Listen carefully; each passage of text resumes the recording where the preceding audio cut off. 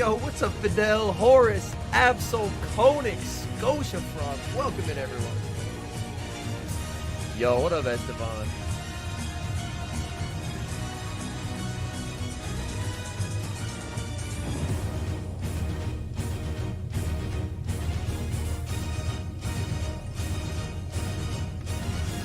Yo, we got RTG in here, Belly. Yo, what's up, Kaiser? Good to see you. Oh no, Mr. Fleek. Oh no. Yo, what's up, Miss Gamer, Goose the Master, Bastionite? Let's go. That's awesome, Bastionite. Big W's. Big W's all around.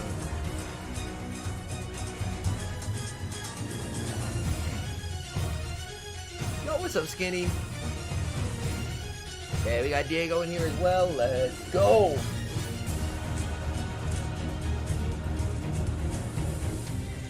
Y'all ready for day 2?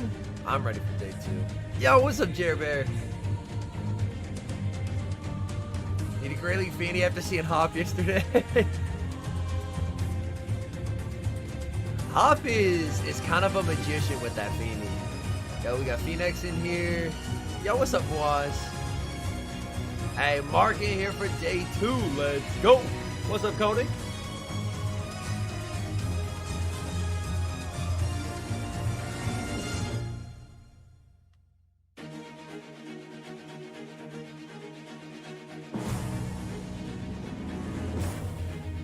Yo, what's up, Metal Burst? We got B's in here as well. W. Alright. Yo, what's good, chat? We back. And it's Portland time. Don't worry. It's stall free. It's stall free. I waited for y'all so we could skip through the stalling together.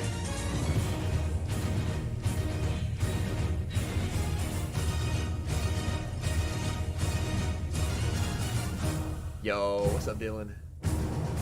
So we'll be able to skip through the stalling. We can skip through. Let's see how much stalling we can skip through. Oh my, that's so much stalling. That's so much stalling. Okay, we're here. We skipped a half hour of stalling right away. Immediately, half hour of stalling gone. And we have an absolute banger of a matchup here. Yo, what's up, Taurus? What's up, Esteban? We have an absolute banger of a matchup to start the day. We got Axon rocking the Reggie, Shadow Swamp, Shadow A9, Sableye, Metacham knocked out. By the way, chat, Axon is 7 for 7 on making day 2 at regionals. Axon is ridiculous. And then we got Hedonis, who I am hoping Hedonis does well here, because Hedonis has like progressively, like we were talking about it yesterday, gotten a lot better and better. I want to see Hedonis qualify for Worlds. Yo, what's up, Buonissimo? I wasn't able to get to it during Master Premiere, so oftentimes I'll hold videos like that for future rotations. Since Master Premiere ended up going through very quickly, and then Hedonis has the Shadow Ninetales. He's running Charm, the Lantern, Owl, Trevenant, Galarian Stunfisk, and Obstacle. So right off the bat here, I really like the look of the Lantern for Hedonis. The Lantern has no checks. That's crazy, Jerbear. Yo, what's up, Bark? Yeah, Yasser's doing well. He's just yeah, Yasser's doing well. But yeah, the Lantern for Hedonis looks really nice. That Lantern kind of doesn't have checks because he didn't bring a grass type. All right, game number 1, we see the Lantern, and it's aligned into the Registeel here. Yeah, it is Portland. Yes, it's Portland. Not Poland. All right, although Hedonis is running Spark. Spark makes his Lantern less good into Axon's team. And if you're Axon, you have to be pretty happy with the outcome of getting the Lantern on the lead, because Reggie can do pretty well into Spark Lantern. It's mainly just Water Gun Lantern that it struggles against. Is the Zap Cannon land? Do we see the debuff? We do not. So a bit of luck goes Hedonis' way in this initial matchup. Hedonis farming up to the Bolt, going for the Surf. Bolt would KO anyway, so we see the no shield from Axon. Oh, that's a very nice read by Axen. Recognize that even if it's the bolt, he survives it. Okay. Will make it to the Zap Cannon. Now we're going to see the shield. Haydonis making a play for Switch. But here's the thing. He's double strong against Medi in the back, so Switch doesn't really matter. Again, no debuff. Absolutely ruthless. Haydonis farming up to the back-to-back. Axen can't shield. He has to just let this go. But now he has to bring in his Medicham here, and I wouldn't be surprised to see a pivot from Haydonis. Haydonis does pivot in the Owl. The thing is, Axen can stay in and win zeros, though. And it looks like that's what Axen might want to do. Axen might want to just stay in here and win zeros because Owl has the ability to do that. It can tank whatever this, like, Medicham can tank whatever the Owl throws and make it to an Ice Punch. But interestingly enough, he's saying, I have shield advantage, so I actually don't have to play out zeros here. I can just commit a shield and keep that pressure on. And this sets up Owl into the Charm A9 in the back. Does he burn the final shield here and leave his Charmer without shields? He does! Oh my goodness. He does. Alright, we are going to see the shield from Axen as well. Axen full committing to the Medicham, but this means that his Owl is left without shields, which means it's a lot less good. We see the CMP tie there as Axen with picture perfect counting. Going for the Ice Punch, that's going to get the KO. If you're Haydonis here, though, you can just... Oh, he brings in the Lantern. Very interesting. Going for the Surf. Axen knows it's over at this point. Axen knows it's over. I would love to see an Electric type get buffed to help shake up Lantern Owl. Yeah. Haydonis takes game one. One game away from advancing to the winners finals. Let's go, Haydonis. I want to see him do well, chat. Yeah, you just send in the Shadow Ninetales and the game's over. That pivot there was very nice. Recognizing that if he's bringing in a neutral matchup, he's weak in the back. That was a great pivot by Haydonis. Yo, what's up, Eric? Yeah, that was a terrific pivot there. Very, very nicely done.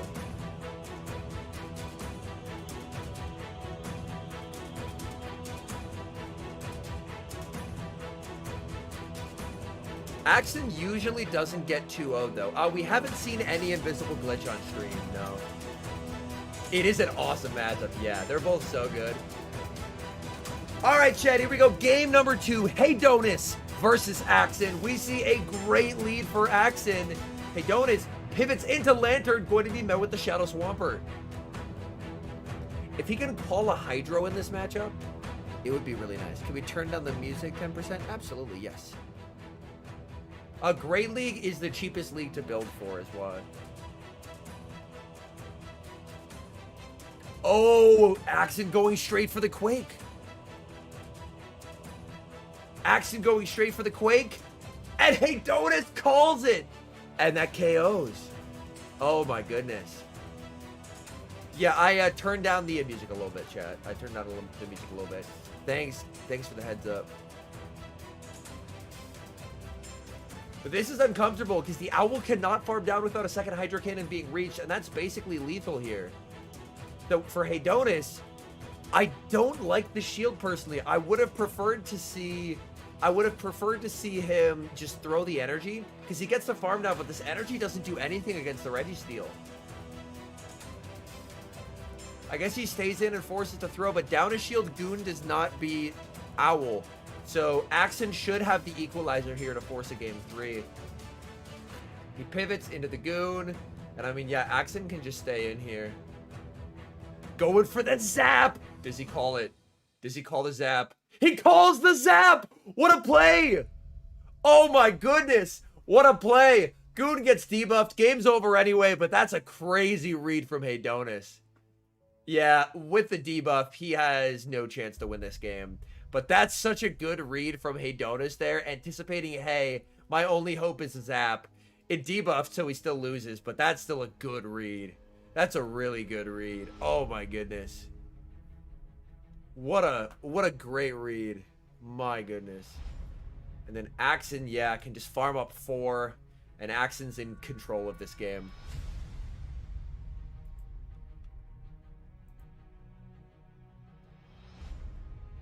All right, and you can send in the owl, but yeah. I don't even think Hedonus shields here. Yeah, he knows it's done.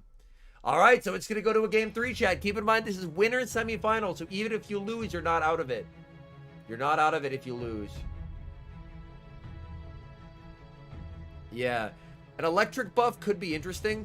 Also, trying to buff Pokemon or add moves to Pokemon that have the potential to break up current meta cores. Like Owl Lantern working on breaking up that core. We see Medi plus Steel working on breaking up that core.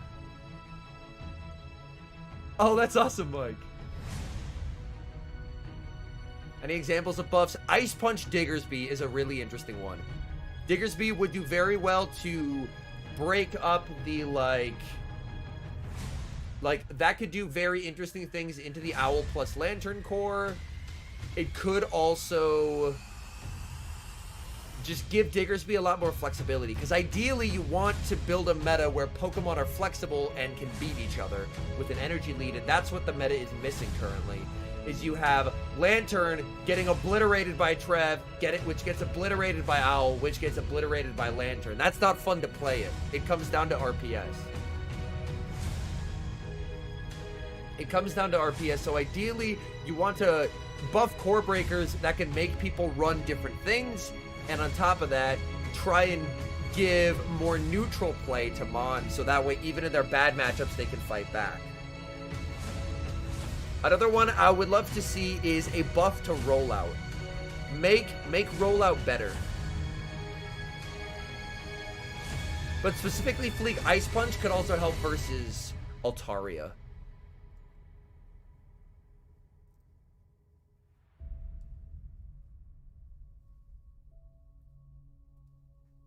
But it would give it a significant flexibility, whereas currently if it's against Altaria, even if it has quick attack, it's in a ton of trouble. But if you give it something like Ice Punch, then it has play where with an energy lead, it can actually flip that.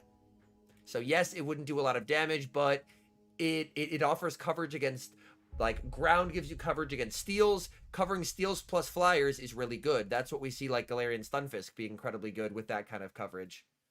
Also, yeah, continuing to try and make... I wouldn't mind seeing, like, a bug-type clone of Meteor Beam, because bug-type is terrible. You can give really OP moves to terrible typings. Think about Aurorus. Aurorus was basically useless prior to Meteor Beam. They gave it basically the best charge move in the game, and despite its atrocious typing, it has play in Ultra now. Alright, Game 3, we see another tough lead for Hedonus. That is unfortunate there. Going to save switch into the Lantern. Axon staying in. Oh my. Hedonus is trying to bait out the Swampert, but Axon is reading that fact and staying in with the Reggie. He goes with the Zap Cannon here, and now does send in the Swampert, gets the debuff, and that debuff matters quite a bit. As 2 Surfs are not going to KO now. 2 Surfs are not going to KO now. Yeah. That is an extremely impactful debuff. He does bait it out, so this sets up the Galarian Stunfisk. This sets up the Stunfisk quite nicely. Axon well in command, knowing his CMP ties. Hedonus just gonna let that go. I don't think he can farm down without having to take a move. Yeah, Axon gets double. That's so bad. That's so bad. I think what he has to do is just no shield the Owl and pray that two shielded Stunfisk can win. That's what he's gonna do. Okay, he's putting it all up to Stunfisk. This is still gonna be so tough though. He does leave with a move. Okay, in comes the Owl, met with the Fisk. Throwing the move there could have been very helpful. Because if he throws the move, then it's in double Rock Slide range instead of triple. So throwing the move there could have been nice. Hedonus is probably going to let multiple Shadow Balls through, because the move that's going to do the most damage, of course, is going to be... The move that does the most damage is going to be the Focus Blast from the Reggie. So I don't think... but he's running out of HP very quickly. He kind of has to shield this. which puts him in such an uncomfortable position here. Yeah, Axon should have this one. Axon should have this one at this point. Oh! Oh! He's pretending he caught it! He's pretending he caught it! Look at that! Oh! Did you see the fake out? No shot! No shot! Did you see the fake out, chat? He baited him! He went like this! He pretended he caught the move! Axon was reading the body language! Holy fuck, I've never seen a play like that before! Dude! Dude! What the fuck?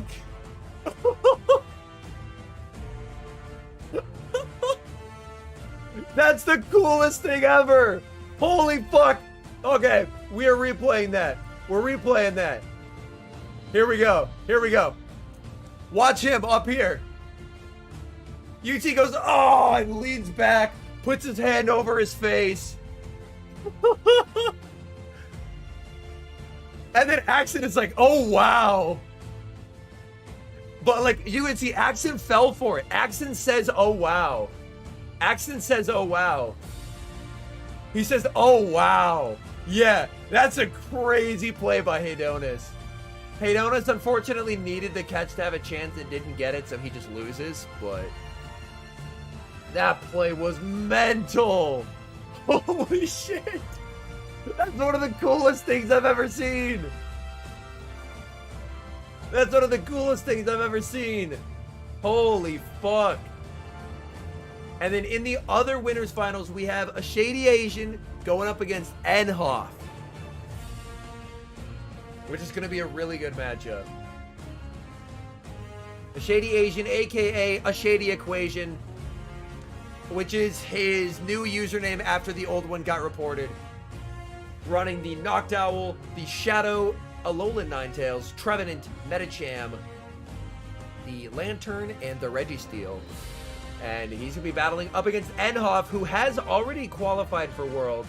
She's running the signature Tapu Fini, Altaria, Lickitung, Shadow Swampert, Stunfisk, and Noctowl. It was some Giga Brain shit. Holy fuck. A Shady what? His old username was a Shady Asian, but it got reported, so we had to change it to a Shady Equation. But yeah, that's his old username that a lot of us knew him by previously. It's not banned, but someone reported the username, so he had to change his name, and then that person took the name of Shady Asian because they wanted the name, and then he had to report them to get that one banned. Magical Fire, it should be a good move, but just on a bad Pokemon. Yeah, so that's his old username that a lot of us know him by from his Sylph days. All right, game number one. We see a positive lead for a Shady Equation. I can just refer to him as a Shady Equation, so that way there's no confusion there. Registeel into Lickitung, and Hoff with the Altaria in the back is ABA weak. That's a bit unfortunate. Going for the Zap Cannon first, which is what you should do in this matchup. You need 2 moves to KO anyway. You may as well fish for a debuff here. We do see the debuff. Lickitung cannot make a play for Switch now. If you're Shady, ideally, you want to try and leave this matchup with energy. In comes Altaria. So Hoff is going to bank a ton of energy for later, praying that it's going to be more useful, whereas Shady is now going to Zap Cannon. Zap Cannon connects. We see another debuff. RNG going nicely for a Shady Equation in this matchup here. Going for the Sky Attack. Sky Attack, not going to deal a lot of damage here. Shady's going to be able to no-shield this confidently. It's resisted and it's debuffed, so you're not going to be shielding that at all.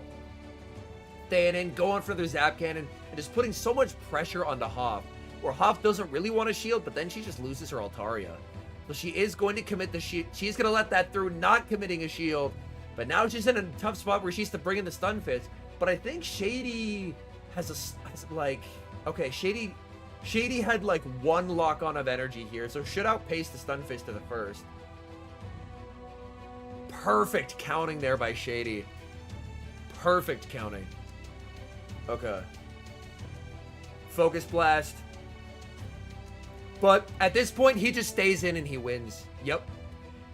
He just no-shields this because he has Medicham for the Stunfisk and Noctowl to absorb all the Licky energy, so this game's over. That was very well played, recognizing I have a really hard check to the Lickitung's energy, so I can just play it out like this. Very nicely done. It looked like he got one turn bring in there. I don't think it's going to matter. He should be okay no matter what. We see a big brain Rock Slide there by Hoff. Shady committing the shield. In comes the Lickitung. Lickitung firing off some energy here. But Shady, I mean, you just send in the Owl and you wing attack down 100% of the way. You just fully farm down. Reggie overfarmed by like 1 just to be able to outpace the Stunfisk there. I mean, so he could have overfarmed a bit more, but he was just trying to get rid of the Altaria and guarantee switch advantage. Because if he gets switched, the game is just won because he has Owl in the back to wall Licky. So, like, Body Slam still hit for neutral, but the Licks just do nothing. So this is very, very comfortable. And then, yeah, you're totally fine taking this move, because this is already just about 1 Rock Slide range, so taking an extra Body Slam doesn't affect things. Yo, what's up, new Pokemon? What's up, Keith? But yeah, you just... I was going to say double up. He goes 1 before double up. Either way, he has won this first game. It's very comfortable from here. In comes the Stunfisk. Yep. Very straightforward game from here. Hoff shields, because this is the charge move that will do the most damage.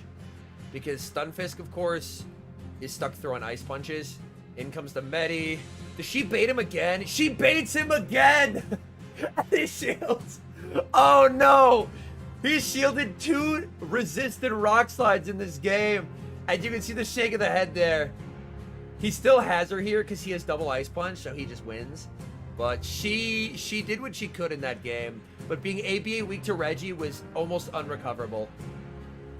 Yeah, Ice Punch CMP. Game over. All right, a Shady Equation taking game number 1. Very, very well played there. The decision to stay in the Reggie and just recognize I can commit to swap. That is not Psychic Range, no. Psychic Range, I need me a Reggie. Dude, when it comes back to raids, I highly recommend. I highly recommend. Or it is something that, as well, if you have locals will often have, and then you can try and get a... And then you can try and get a decent... you can try and get a decent trade IV one. So it's something that oftentimes locals will just have in their bag, and they don't really care about it. So you can get a decent one from trade. Yeah, Edhoff did what she could, but that was an almost unrecoverable team disadvantage there. Been trying to trade for one, got you. All right, game number 2. We see Medicham into Altaria. If the 2s are played out, Medi can land 1 Ice Punch. Medi does get to 4 Ice Punches before 3 Sky Attacks are reached. Altaria gonna let the first one go. And if you're Shady, honestly, that's not bad for you. Yeah, just bring in the Owl. Love that play pattern.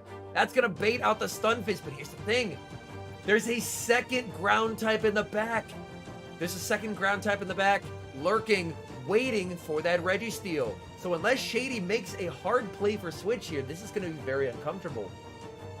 All right, Rock Slide is gonna connect. Going for the Shadow Ball here. Yeah, double ground is very awkward. Like, his goal is very clearly to bait out the Stunfisk, but Hoff brought the Shadow Swamp. So that's not gonna be a good time. Farming up here, going for another Shadow Ball. Exactly, Schmiedy, yeah. Locals, like, if they don't play PvP, they don't care about Registeel at all. Whereas we're like, Registeel, please! She is double here. This is really uncomfortable for him to shield. Yeah, he can let this go. He should live this if he is a good Owl. He should live this. Yeah, he does have a good Owl. She throws. Very, very nice energy awareness by Hoff here. He's committing the shield. He's making a play for swap. He's making a play for swap here. Ladies and gentlemen, he's going for switch advantage. And forcing the CMP here. The Fisk, is it 1 HP? Is it 1 HP? Is it 1 HP, chat? Is it 1 HP? It's not! Oh my word! Stunfisk had at least 2 HP there. We do not see a shield kill. And Shady double shielding for switch. Eddie takes switch. My goodness. If I'm off here, I'm just Dragon Breathing down because I think Honestly, even a mud shot might KO. It doesn't! Wow. It doesn't KO. He gets the sky attack. That's so big for him. Getting that sky attack is massive. Oh, that's huge. That's huge. But the uncomfortable thing is, the Medi is in Quake range. And he has no energy. I think Hoff still wins this. Yeah, Hoff wins this. This game is over. Because it should be 7 to the next. So Reggie will get outpaced by 1 turn here.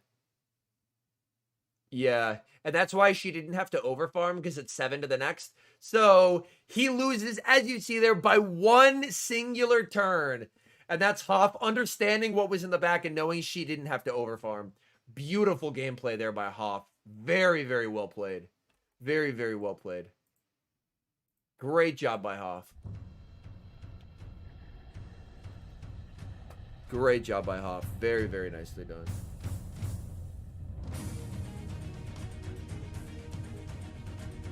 Now we'll get to see a game 3 here. Yeah, Owl is... I'm trying to remember. I think Owl... Like, Owl's pretty good in both stats, but I think HP is the better one. I think HP is the better one. We do see the game 3 here. Alright. Who will advance, chat? We have a Shady Equation / a Shady Asian on one side, and Hoff on the other. Shady took the game 1. Hoff took game 2 here. This is going to be good, chat. Who will win game 3 and advance to play action? We see a dominant lead for Shady here. Medicham into the Galarian Stunfisk. We see a pivot into Tapu Fini. Tapu Fini going to be met with Noctowl. But this is a matchup that Tapu Fini potentially has the ability to flip. We see an early Sky Attack. Hoff knows she can tank 1. So she is going to let this through. She is basically like, if she doesn't get switched, the game's over. This will be interesting to see. Going for a Surf bait here. It all comes down to whether she can flip switch. This is a neutral mid game. This is a neutral mid game. RPS means rock, paper, scissors. It basically means you win off alignment. Going for the Sky Attack. She's shielding. She is playing for switch, chat. She is playing for switch. This will be interesting. Yeah, so this will come down to, can she take switch? Okay.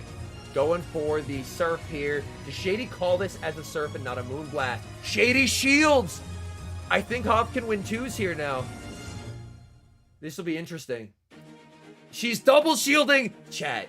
She's going for switch. This is going to be close. She is running out of HP. She's running out of HP. Does make the Surf. I don't think Surf KOs from here, though. I think she'll need... Oh, it's going to be so close.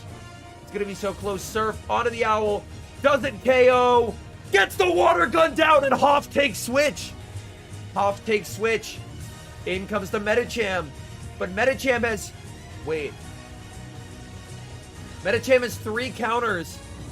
It's not going to be enough to outpace. Banks the Ice Punch. Sends in the Powder Snow Alolan Ninetales. Shady has a win con here, though. She has switched, but Shady has a win con. Shady banked an Ice Punch. Switched. She stayed in with Altaria to get some energy. If Shady can leave, like, within a couple moves of double Ice Punch, he can win. He can win here. This is still very much up in the air, chat. Very much up in the air. Especially if he can get a CMP tie here. Hoff doesn't let him get the CMP. That's big. That's big. Alright, we are going to see the Weather Ball deployed here. That gets the Fisk low, but that means less farm. Okay. She's going to throw. She's 0 bubbling it. Is it going to be enough to KO here? It does still KO. Medi looking for the farm down. He's 3 away. Where's the ult? Where's the ult? Oh, this is going to be so close, chat. This is going to be so... This is going to come right down to the wire here. Medi versus the... Oh, gets there. She could not go for the Sky Attack. She needed the Moonblast to KO. And Shady able to fight back despite losing switch and advance in this tournament to face Axen. Oh my goodness, what a game. What a game. Yeah, Sky Attack doesn't do, like, chat. If we go back here, educational moment. Sky Attack doesn't do half. XL Metacham's a monster. Sky Attack doesn't do half there. So you have to commit to the Moonblast. You have to commit to the Moonblast. And Shady taking it. Very nicely done. Alright, we're going to skip an insane amount of stalling. Alright. Beach versus... Who's Beach playing? Beach with the triple Shadow team. Yeah, Amicus. It was a bit of an awkward spot there where kind of had to try and do that. Yeah. It would have been tough, though. It would have been tough. Beach has Shadow A9, Shadow Abomasnow, Shadow Swampert, Lantern, the Sableye, and the Noctowl here. Facing against Rubik's Master. Okay. Rubik's Master, rocking the Shadow Kanto Ninetales. That's a pretty cool pick. The Azu, Umbreon, Trevenant, the Registeel, and the Altaria. And I believe his Shadow Ninetales is running Fire Spin, not Ember. So no Legacy move on the Ninetales for Rubik's Master here. And this is losers rounds, chat. This is winner go home. Dominant lead for Beach. Shadow Swampert into Registeel. We see a pivot into the Umbreon. Here's the thing though, Beach does not have a hard check to Umbreon since he benched the Ninetales. Yo, what's up, Thomas? Welcome in. So Beach gonna go for some chip damage here with the Swampert. Swampert farming up, but going to be hit with the Foul Play. And Foul Play does a lot here. Foul Play does make this Swampert a lot more manageable in the future. As we take a look, we do see an Altaria lurking in the back. Oh my goodness. Psychic can be interesting situationally, but overall Last Resort is typically preferred for handling other darks. Hydro Cannon is going to land, farming up with the Umbreon. Okay. We see a shield from the Shadow Swampert here. Foul Play will be shielded. Swamp can throw 4 here if he wants to. Ooh, I don't like the alignment. He must have lost track of counts there. That alignment is really, really rough. That alignment from Beach is really, really rough. He must have miscounted there and switches into Sableye. Very interesting, saving the Swampert. But here's the thing, these switch clocks are all messed up. Rubik's Master can swap. He had switch. Altaria now gets a good target. Altaria can just commit to the farm down here. Oh, decides against it. Goes straight for the Sky Attack here. Not wanting to take the energy from Sableye. Interesting play by Rubik's Master. That's going to KO, but this sets up Abomasnow to go absolutely crazy because the ult has no residual energy. So Abomasnow can go for the Weather Ball. This will KO, and if ult shields, ult is getting farmed down. So ult can't afford to shield here. In comes the Reggie. Reggie, of course, has a very favorable matchup here. Abomasnow trying to make it to the Energy Ball. The Umbreon is very low HP. But Beach's Swampert is not going to have a lot of fast move pressure there. Gets the defense drop. My guess is probably waiting for the move and then looking to switch into the Swampert. Just going to let this go. Putting his entire faith into the Swampert. This will be interesting, chat. This will be interesting. In comes the Swampert. Swampert farming up energy here. Going for the Hydro, and Hydro will KO here. It's a Shadow and defense is lowered. So that will absolutely KO. That's going to force a shield. Rubik's Master in a precarious position. Banks the move, but he loses CMP, and that's just game. That's game. Beach wins game 1. Beach wins game 1. Umbreon could not make it to a move in time. And Reggie, all the energy in the world, but you have to throw at minimum 75 energy here. Opts to go for the 80 energy Zap Cannon, but it's just too little too late. Gets the attack drop, but it's not going to matter. Swampert able to hang on, make the Earthquake to guarantee the KO, and Beach takes game 1. Very well done by Beach there. Very well done by Beach.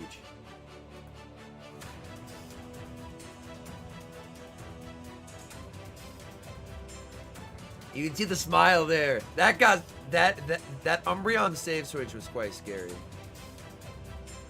That Umbreon save switch was quite scary.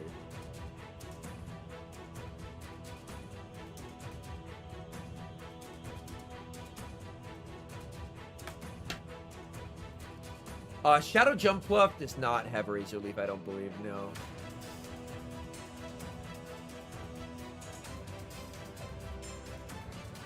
That Umbreon, like, Beach managed to survive the Umbreon despite not bringing the Ninetales.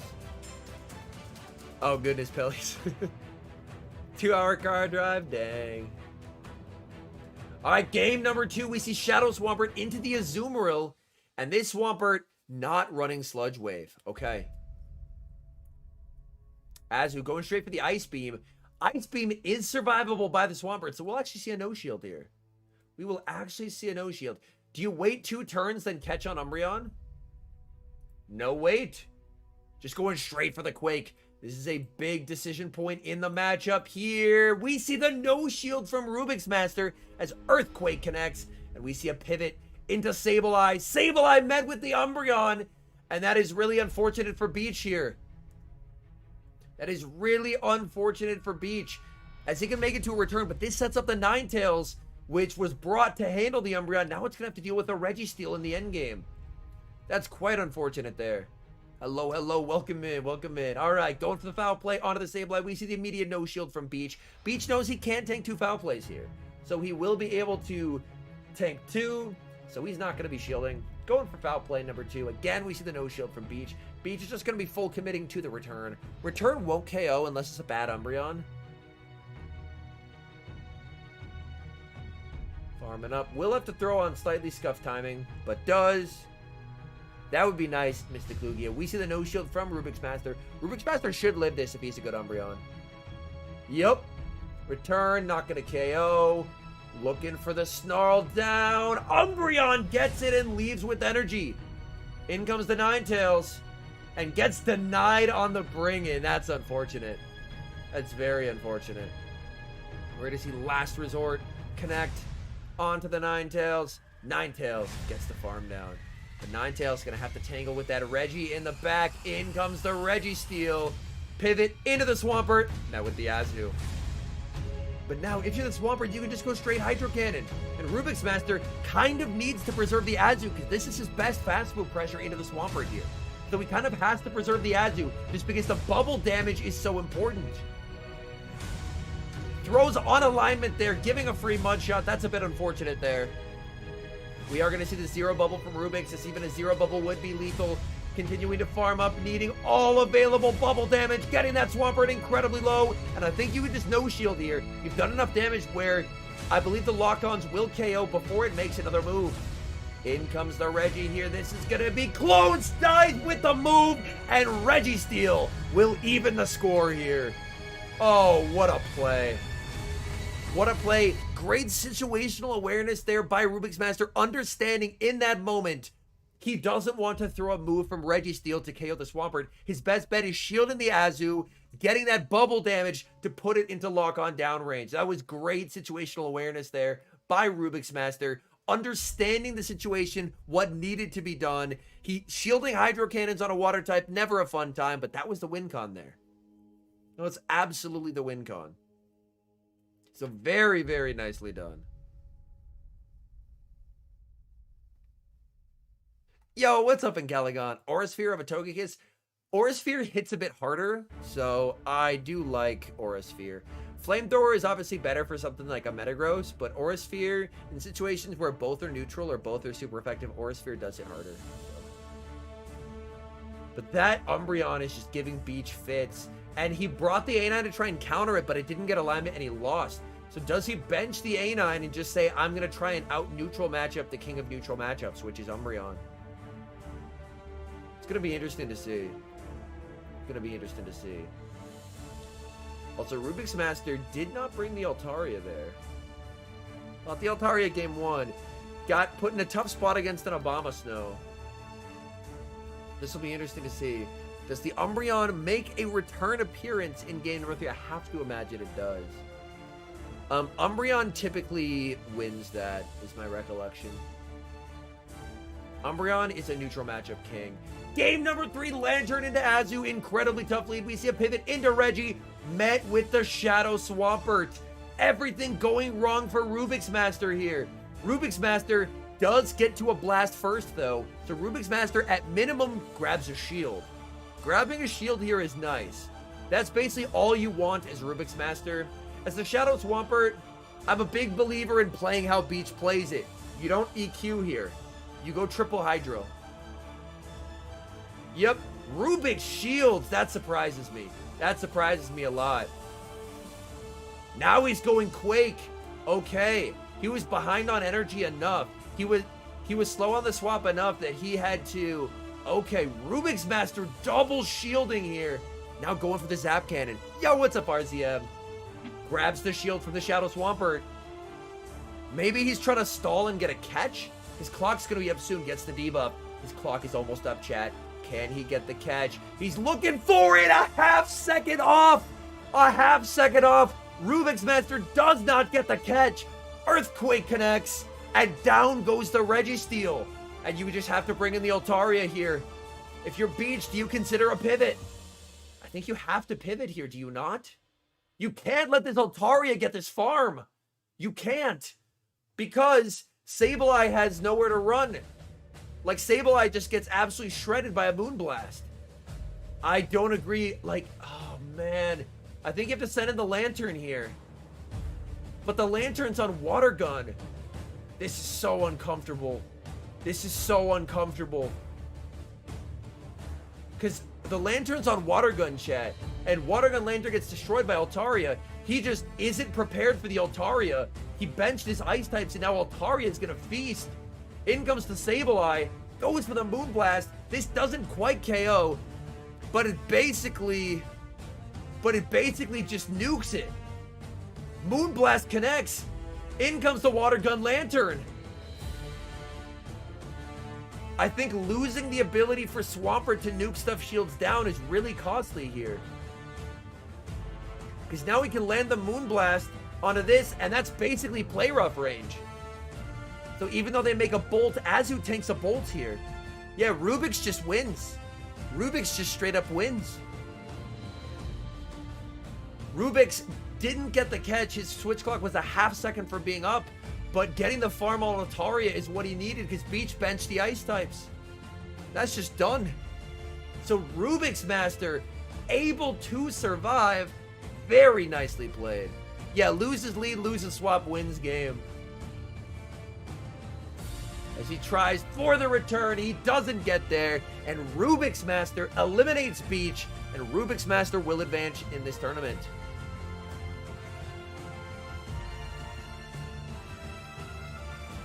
All right, let's see. Who do we have next? We have Nino versus Emma, chat. The other losers round matchup. Nino rocking the Trevenant, Registeel, Shadow Swampert, Shadow A9, the Medicham, and the Noctowl. Going up against Emma, who's rocking the Noctowl, the regular Ninetales, regular Swampert, the Toxicroak, the Registeel, and the Altaria. Okay. This will be interesting here. Yeah, Emma played very, very well yesterday. We'll have to see this. Game number 1, okay.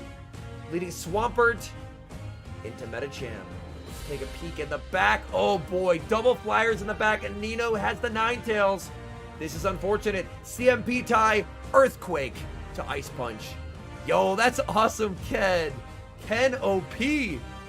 Earthquake rocks the Medicham, but Medicham able to hang on. It's a CMP tie and not able to switch.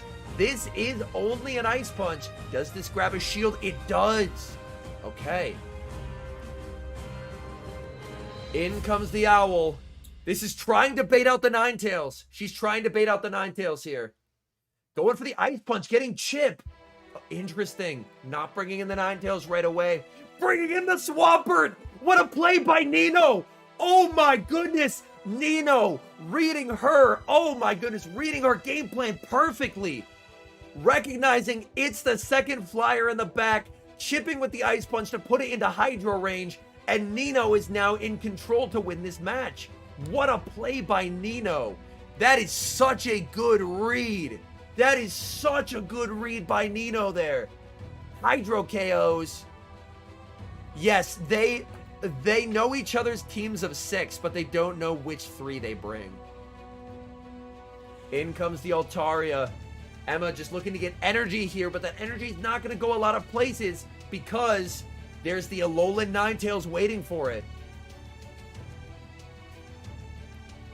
So shades of the previous match that we just watched, but the big difference, of course, is Nino actually has an Ice Type for the Altaria.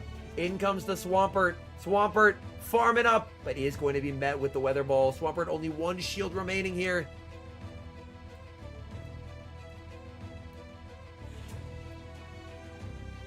In comes the Medi. Medi looking for the farm down. Swampert farms down! But it's too little, as unfortunately, the Powder Snow goes through. Emma will not get her second move here. So the Hydro Cannon gets the shield, but the Powder Snow KOs. And there's nothing Altaria can do. So unfortunate there. Unfortunate as Nino able to avoid the trap of getting the Ninetales baited out and take game 1. Yeah, the overtap there was a bit unfortunate, but Nino still had 2 shields, so he would have still been okay because he wasn't in range of a move from ult. So unfortunately, the ult bring didn't go well for her last game. So does she adjust it or does she stick with the Altaria? Like, the Altaria has a lot of play if it can avoid the Reggie and the A9, but it caught the A9. So it put her in a really uncomfortable position. Game number 2, we see Reggie into Reggie. The Altaria on the bench, now in favor of the Noctowl. Farming up here. The heck? Her Reggie's behind. Nah, I'm rewinding that shit. I'm rewinding that shit. Look at this, chat. Look at her Reggie here. Look at her Reggie here. It's behind by a lock-on. What the fuck? What the fuck is that? She's just behind a lock-on in an even mirror match. What in the hell? What in the hell is that? Okay, she pivots into the Swampert. Swampert is going to be met with the Medicham. Oh no. That sets up Ninetales versus the Owl in the end game. Oh, that is rough. Nino again. Like, she's trying to bait out the Ninetales here, but Nino not falling for it. Okay, going for the Hydro here. Grabs a shield from the Medicham. Grabs a shield from the Medicham. Medi farming up. Ice Punch, non-lethal here. Does she call this? Does she call this? Does not. Okay, it's the Ice Punch. CMP? Yup. CMP. If it impacts the game, Schmiedy, it can be. True anything. In comes the Ninetales. Can Ninetales shield once and farm down here? I think the answer is yes. I think Ninetales can shield and farm down, and her Reggie's a bit too low. Because her Reggie took a blast earlier. I think her Reggie's a bit too low, and this is just a Ninetales sweep. She does have a shield, but the Ninetales basically has 2 moves. This is incredibly unfortunate for her. Sending in the Owl here. Gets the catch onto the Reggie steal. I still think, unfortunately, the Reggie is going to get just Powder Snow down. Weather Ball onto the Reggie. Yep, it's getting Powder Snow down. It's getting Powder Snow down. Oh, that is unfortunate there. Yeah. And Nino can make 3 Weather Balls here. Yeah, that's curtains, unfortunately. That's curtains.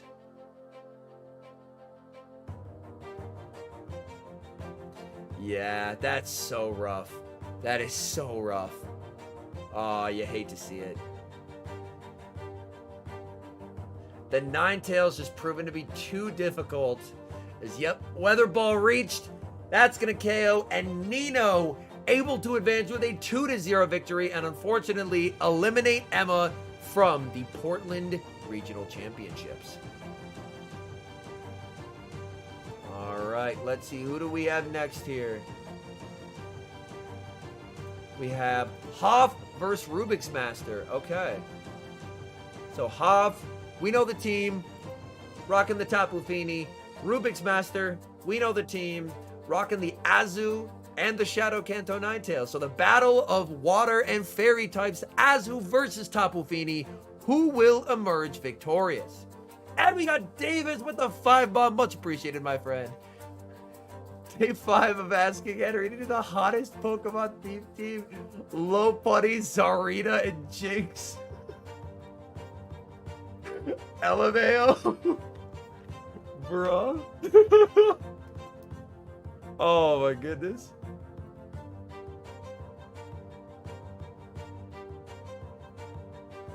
Alright, game number 1.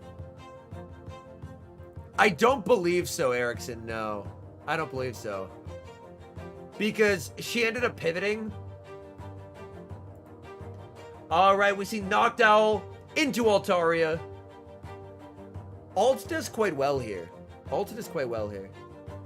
Staraptor's been a blast lately. Nice. That's awesome. Okay, so Hoff's saving the owl for later, sending in the Tapu. She does really like save switching the Tapu. But yeah, that's just Reggie. And now Reggie avoids her swamp in the back, which is really, really nice. I think what this will come down to is, does he make the read and put Azu on Owl? Does he make the read and put Azu on Owl and then have ult for the Swampert? If he does, then he's in a really good spot. If he doesn't, then swamp into Azu is no sure thing. Gets the attack debuff. Hoff shielding in a losing matchup and now in a very rough spot. Because this Surf is not going to KO.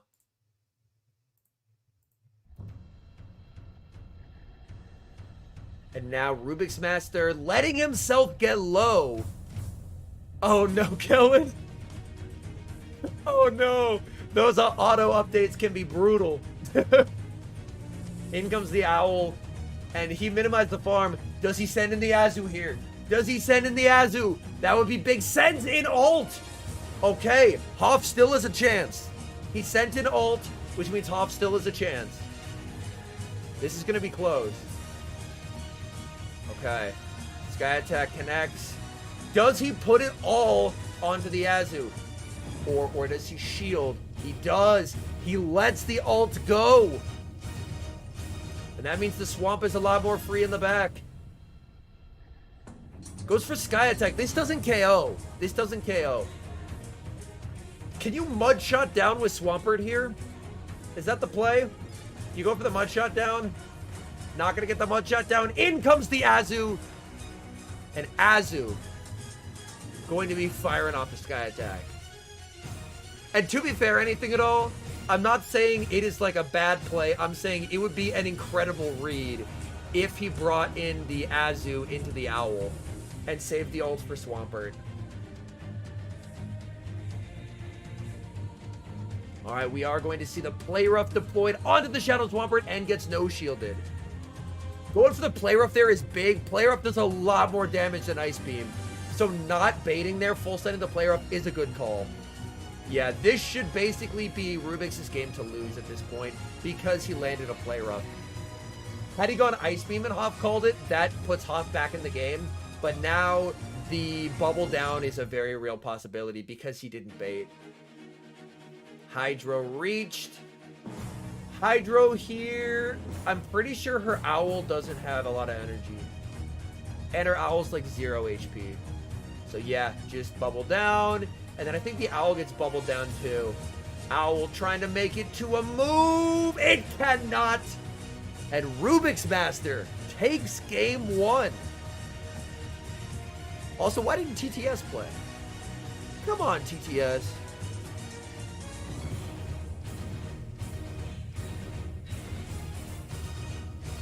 Am I gonna have to play the test, the test bit thing so it'll do its thing?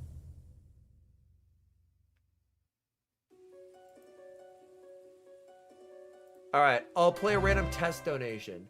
Maybe that'll unlock it. This is a test donation for $47. Okay. Is it gonna... Spadoid made day 2 in Sao Paulo, but unfortunately didn't, like, I believe ended up finishing top 16. So didn't advance to Worlds, but made it incredibly far in a tournament with 238 people. Okay, so it played the test one.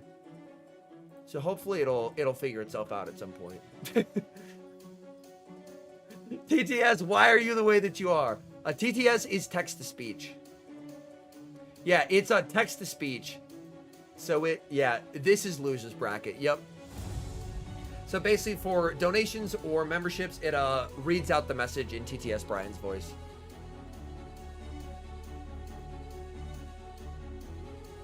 Yeah, so a CMP tie means charge move priority. It basically means, like, the 2 Pokemon in play hit the charge move at the same time, and the Pokemon with the higher base attack stat wins.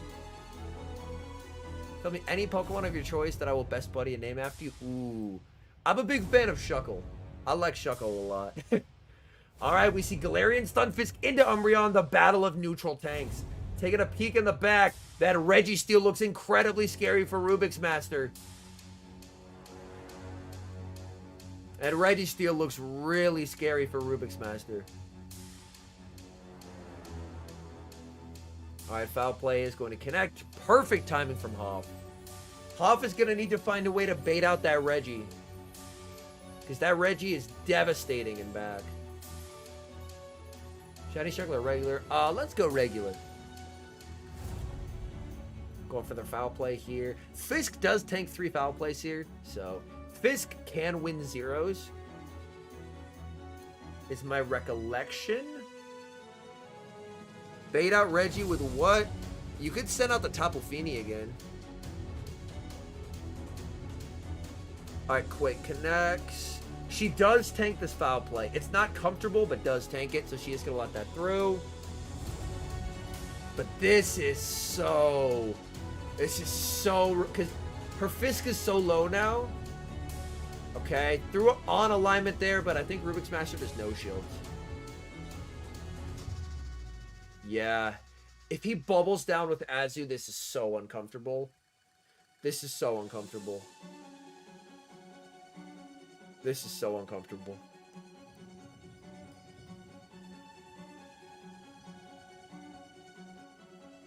Oh boy.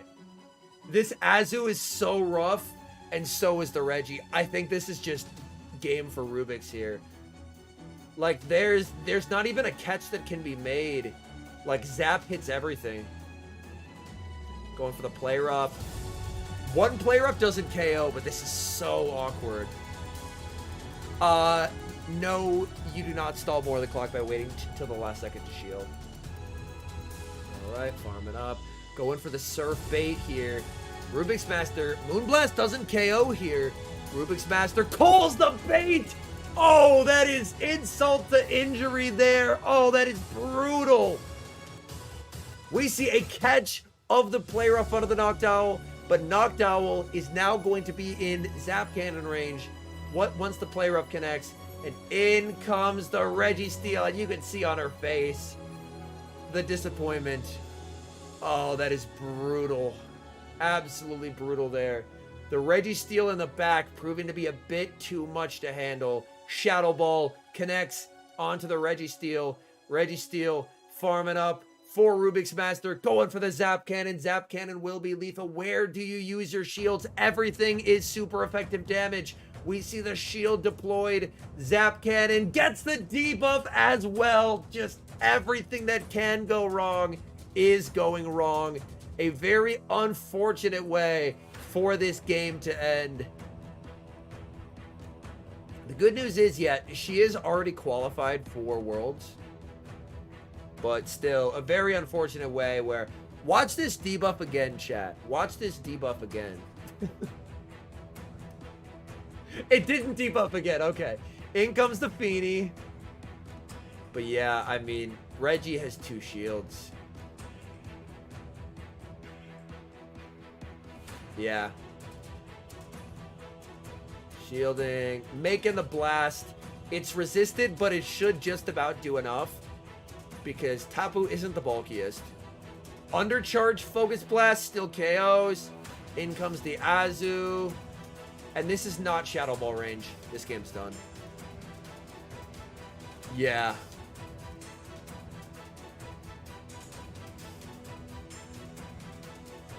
Ice Beam is reached. Unfortunate for Hoff. Rubik's Master continues a run through the loser's bracket. And Rubik's Master, as time comes up, the clock starts winding down here. And we're going to have Haydonis versus Nino. Oh, this is going to be good.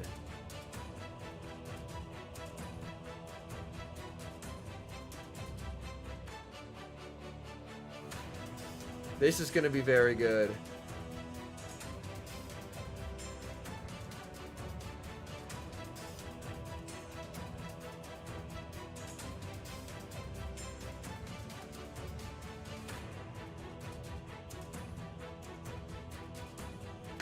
Alright, so Haydonis rocking the Obstagoon, the Stunfisk, the Trevenant, the Charm Shadow Alola Ninetales, the Noctowl, and the Lantern.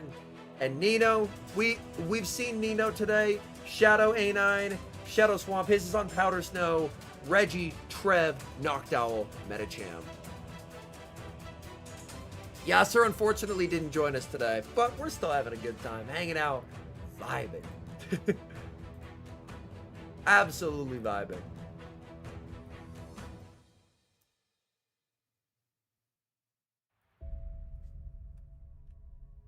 It is cool to see bees, yeah. Yo, what's up, Sentinel? I appreciate that, man. Welcome in. All right, we see Obstagoon into the Noctowl. Let's take a peek in the back. Oh, that Reggie is so problematic. That Reggie is so problematic for Haydonis' team. Oh, that Reggie is so uncomfortable. That Reggie is not what Haydonis was hoping to see whatsoever. Anything he sends in to bait it out is not going to have a good time. He could, I guess, catch on his own owl. No catch. Interesting. In comes the Reggie, but this is so rough. This is so rough. Hey, I appreciate that, Adrix. Yeah, I'm hoping to have more guests on future regional streams in the future. Yeah, Charm, it does generate energy slowly, but it does a lot of damage. We see the shield from Haydonis and gets debuffed. Oh, that is brutal.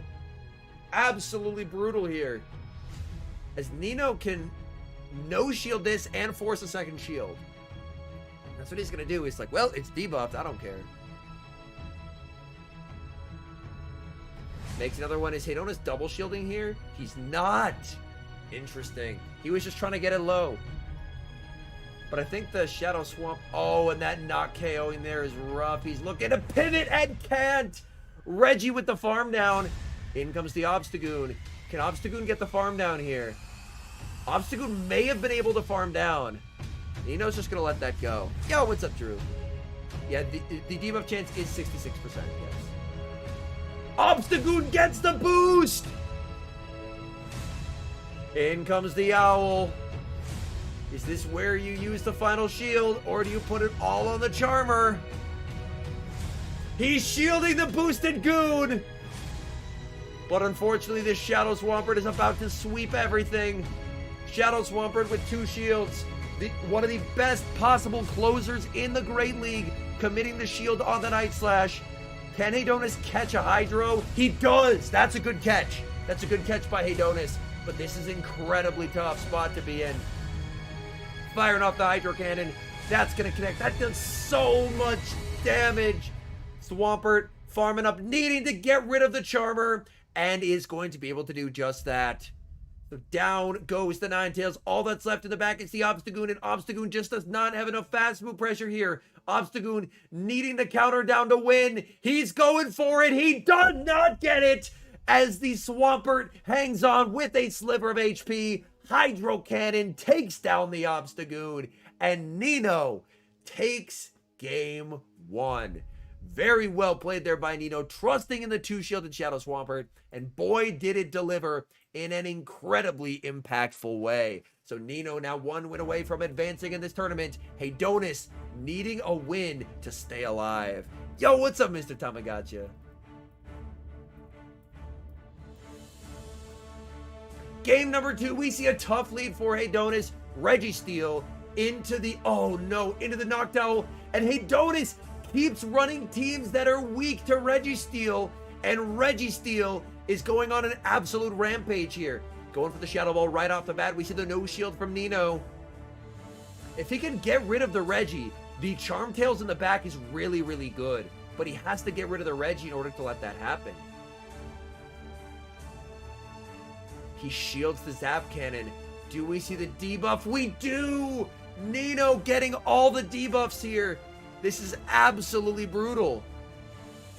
Obstruct can be interesting in certain, like, it can be a very interesting situational move. I like it better in Ultra. Just because Goon is a lot more bulk there. Making it to the Zap Cannon.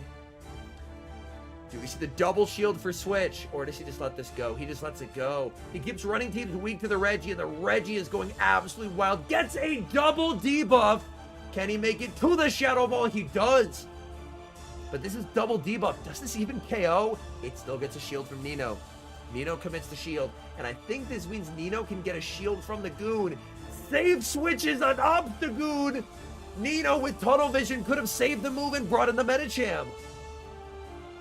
We see the no shield here. As the Focus Blast connects, he's putting it all on the Charmalolan Ninetales. He still has a catch available. He's going to be waiting his clock. Sending in the Charm Tails. We see the pivot into the Medicham.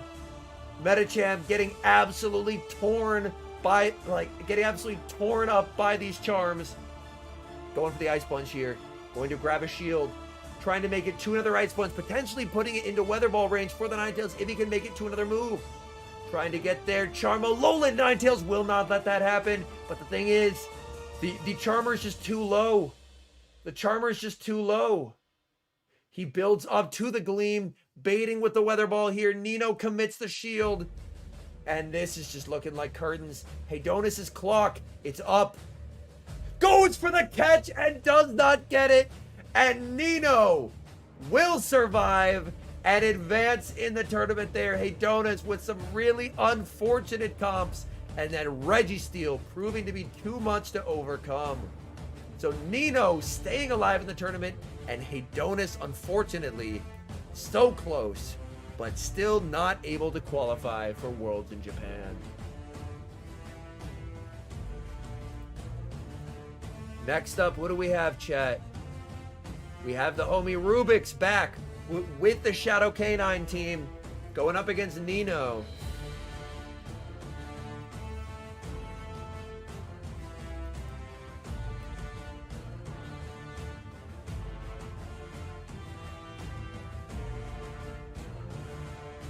Hey, I appreciate that, Charlemagne. Sadly, they have not asked me to do the official commentary. You have to be invited, and they have not invited me, so. Who knows? Yo, what's up, Ghost Tyrant? Yeah, taking a look at it, yeah, the Canine if it avoids Swamp is so good. Rubik's does have a tree, and he has Tree and Altaria, which are very good dissuaders to using Swampert.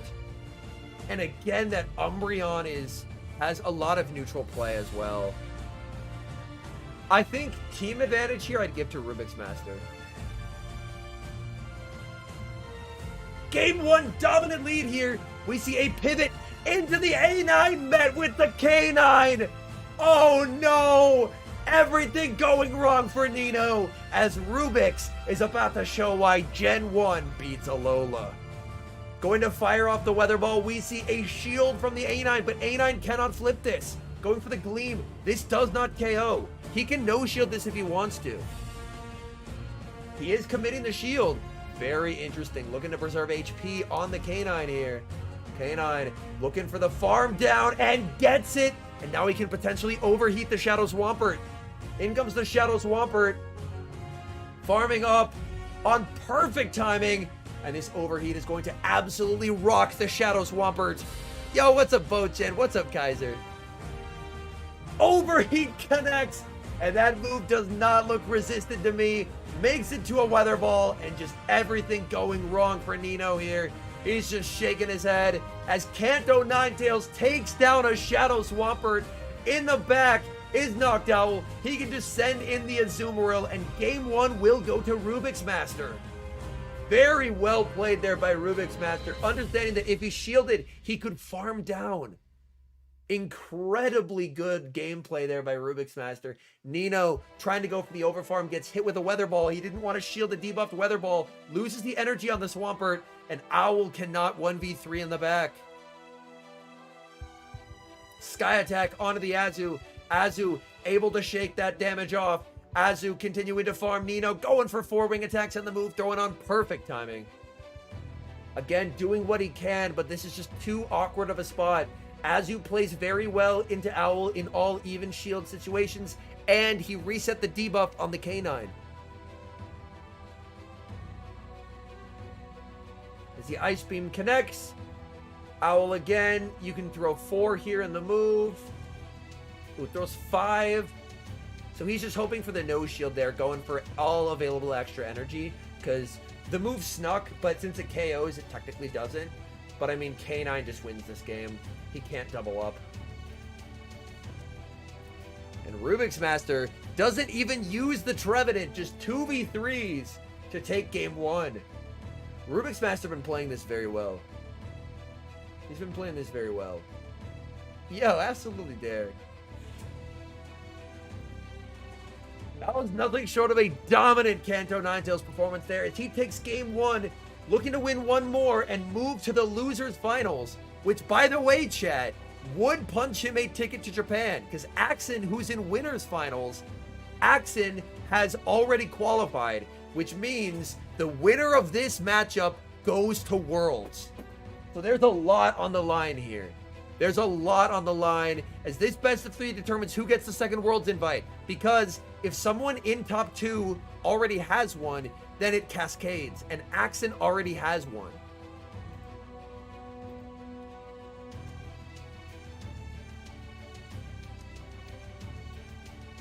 So this will be interesting to see. That Kanto Ninetales was just way too much for Nino to overcome in that matchup. Can he bounce back? He knows he has to bring the Swampert. He can run something like Swampert, Owl, Medicham, and just be completely neutral. Like, remove the stuff that K9 can hit for super effective damage. So that's an option he can do, but it's still very uncomfortable. All right, game number 2. We see the Swampert finding its target with the Kanto Ninetales, looking to pivot into the Azumarill, but Nino did not bring an Azu counter. Rubik's Master correctly anticipating the fact that Nino would bench the tree out of fear of the K9. Unfortunately, he threw an alignment, but the bait does get the shield, and now sends in a Powder Snow Alolan Ninetales. Oh, this is interesting. He's basically just trying to get any possible usage out of the Ninetales, but this clears up the Altaria in the back to have neutral play now that the Ninetales is out of the way. Toxapex can have some play, yes. Adrian, if you search up non-copyright epic music, non-copyright epic Celtic music, that's what pulls it up. All right, Azu looking to overfarm here, going for the play rough. Nino's thinking about it. How bad does he want Switch? He's going to let that go, but this sets up Swampert into Altaria. He's going to need a big carry from that Noctowl in the end game here. Sending in the Swampert. Swampert going to farm up 4, go for the Hydro. He needs this to KO here, but he's running Earthquake, not Sludge, so he's walled by the Altaria. Rubik's Master, now that he took Switch, in a very good position. Swampert looking to bank a ton of energy, actually going for the Hydro here. So Rubik's Master knows it's probably not going to be the Registeel. Going for their Hydro here. This Hydra will put it close to a range where one move can KO. And now, in comes the Noctowl.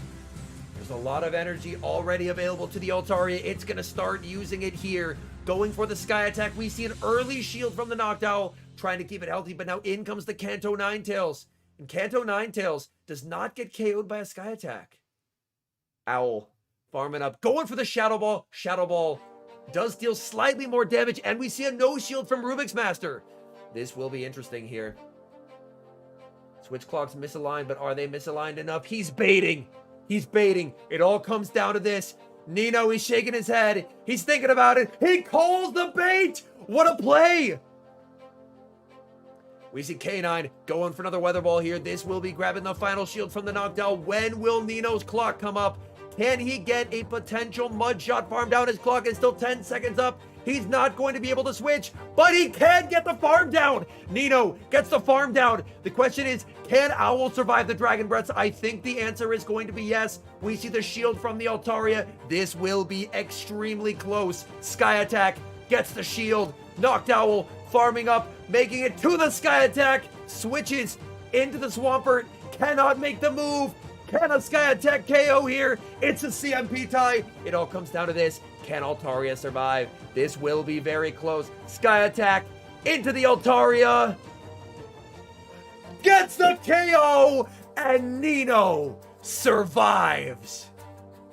Wow. What a game. Getting those couple double resistant mud shots, making the difference, knowing that he wins CMP. High level gameplay there by Nino to even it up and stay alive. So now, chat, it all comes down to this.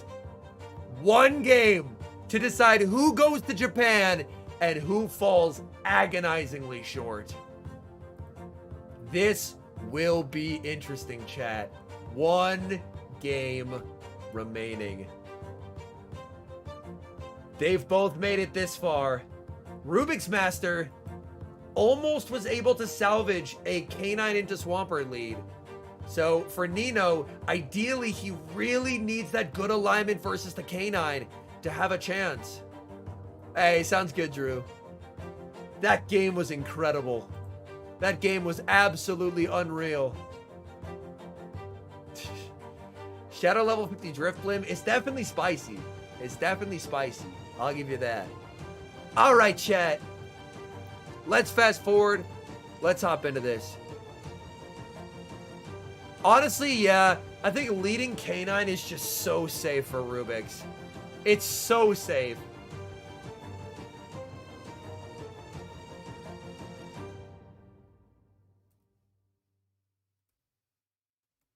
All right, chat.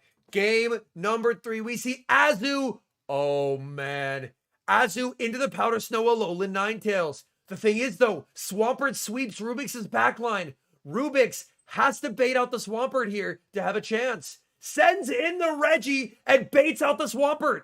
Okay, this is what Rubik's needed. Rubik's needed to bait out the Swampert, and that's exactly what he was able to do. As this sets up the K9 to absolutely feast in this endgame here. Oh my goodness. And he doesn't care about shielding. He doesn't care about shielding at all. Nino going straight for the Quake. Rubik's Master doesn't care. You baited this out. Your K9's free. Just save shields for it. He's shielding. That's an interesting play. Maybe he is trying to get... It looks like he is trying to get all shields down so he can just overheat even if it's an Owl. I think that's what he's trying to do. He is just trying to get it into the 1-0 instead of the 2-1. But this allows the Swampert to overfarm a lot, which is scary. Azu does have energy, though. Azu, I believe, should be able to go like 1 and a Play Rough. And that'll basically neutralize the Swampert here. Yeah, you gotta throw right away. Gets there. Nino has no shields remaining, and K9 sweeps, chat. K9 sweeps. Get out the brooms, baby. Get out the brooms. Aggressive pivot into the Reggie, and it's the Kanto Ninetales, saving the Swampert for later, but the Swampert is extremely low. Farming up, throws on alignment, and gives a free fire spin. We see the no shield from Rubik's Master as Zap Cannon will connect. Do we see a debuff? We do not. No debuff. You can see there, Nino not happy with that. We see the massive overfarm by the Ninetales, going for the Weather Ball. Ninetales, smelling blood in the water here, just has to get through the Swampert, and then it can very safely overheat the Ninetales from the opponent. In comes the Swampert. Swampert has energy, and that makes this difficult. Rubik's Master, he's thinking about it. He shields. He shields. He throws. Here's the thing, though. He's not at back-to-back, and the Ninetales has a move. The A9 has a move. The A9 has a move here.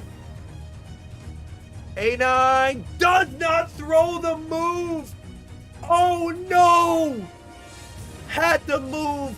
Underestimating the K9's energy, and Rubik's Master able to take Shadow K9 and advance to the World Championships in Yokohama, Japan. Nino, my best guess, is just lost track of energy and knew he had to overfarm. He knew he had to overfarm a ton of energy to fight the Azu, and he just lost count of how much energy the K9 had. Well played there. Well played there. Wow. Because if I'm not mistaken, chat. Okay. Yeah, I feel for Nino. Nino's gotten so close to qualifying a lot of times. He's gotten so close. And just to fall that short is heartbreaking. And now we have winners finals. Winners finals, chat. Yo, what's up, Benjamin? Chat, we're ratioing the mainstream again. They have 325, we have 366. Who's the official stream now, motherfuckers? Who's the official stream now?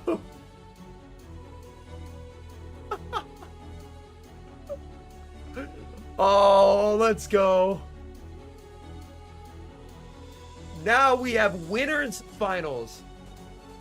We have winners finals between It's Axon and a Shady Equation / a Shady Asian. This will be a best of 5, chat. This will be a best of 5.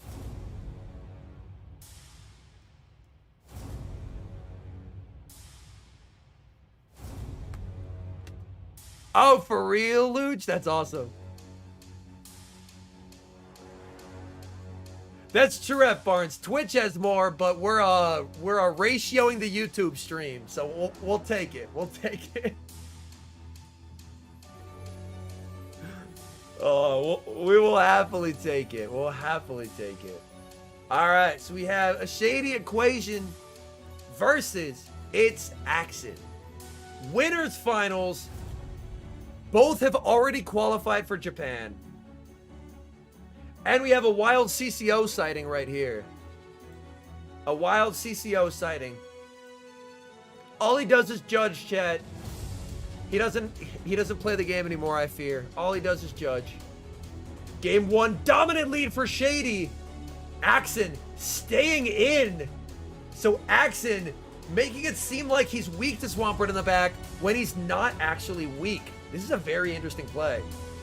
He's going for chip and a pivot into Sableye, going to immediately Shadow Ball here. Shadow Ball does a lot to Sableye. We see a no shield from Axon. That's going to be met with the Ninetales. Ninetales can go for the Weather Ball before the returns hit. He's short. Yep, and Shady knows it. Shady knows it. But I believe Axon forced the CMP there. Yup. Axon understanding that Shady would throw a turn, like 2 turns before, ends up CMPing just so he can get damage off. The mind games at this level are unreal.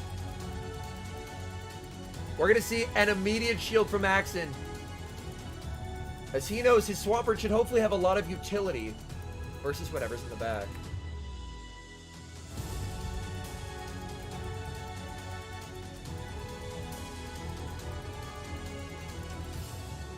We see a shield on the Ninetales. as it was a CMP tie, Axen double shielding. So the winner of it all gets their travel to Japan paid for. We see a Weather Ball catch onto the Noctowl. Wow. He is reading that Swampert will be good, so he's throwing away the Noctowl. He is hard reading the Lantern there. And now Lantern in a situation where it can afford to overfarm because it's not too concerned about a Shadow Ball here. It's not too concerned about a Shadow Ball. So we can see the immediate no shield from a Shady Equation as he can't tank that. He doesn't want to put himself in Hydro range though, as Swampert does have 2. Oh, he gets the farm down! And that's just game. That's just game. Oh, man.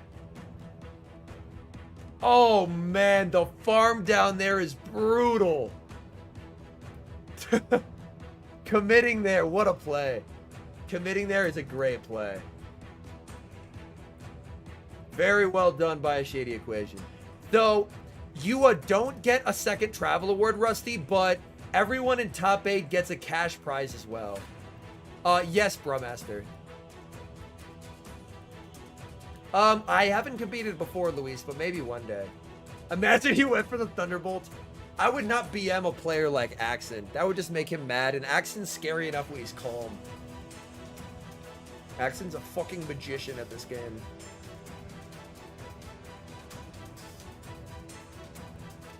Alright, let's see.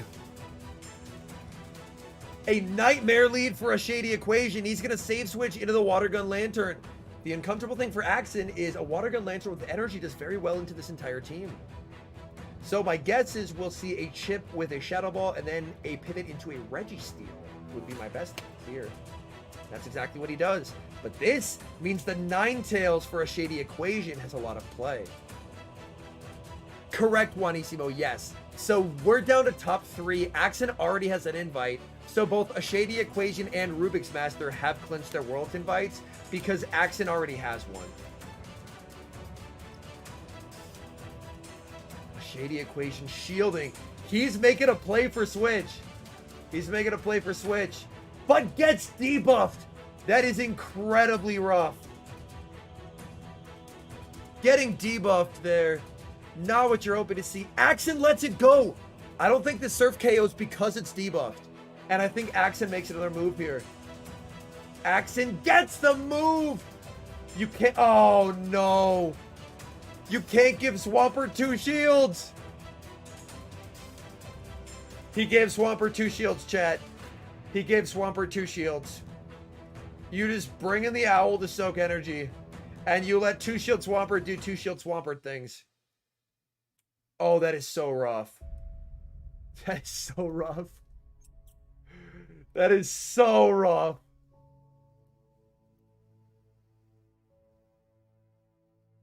Gets outpaced. Barely. Shadow Ball will KO. Yeah, double Hydro from the Shadow will KO the Trev.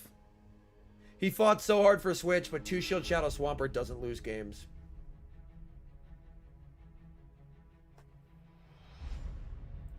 Yeah, this is incredibly unfortunate here. Yeah, Shadow Swampert just wins.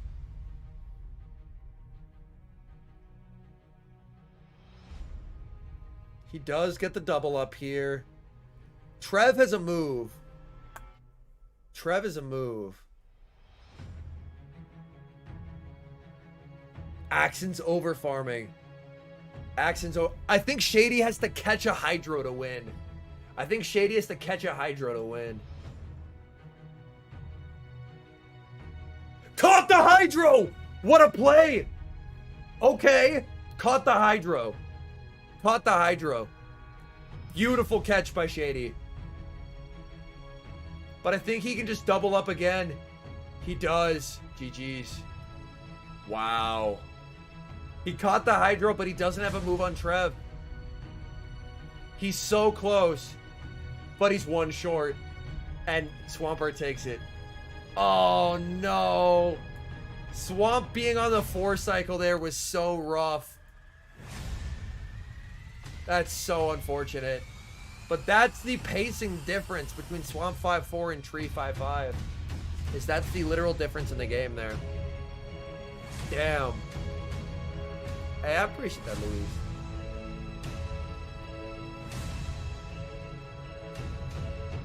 We are nearing live. We're within 30 minutes of live. Game number 3, we see a great lead for a Shady Equation.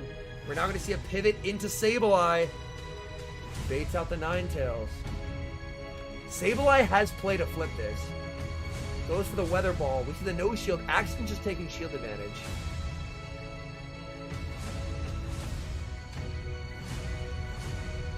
Very true, Dogwater. Very true.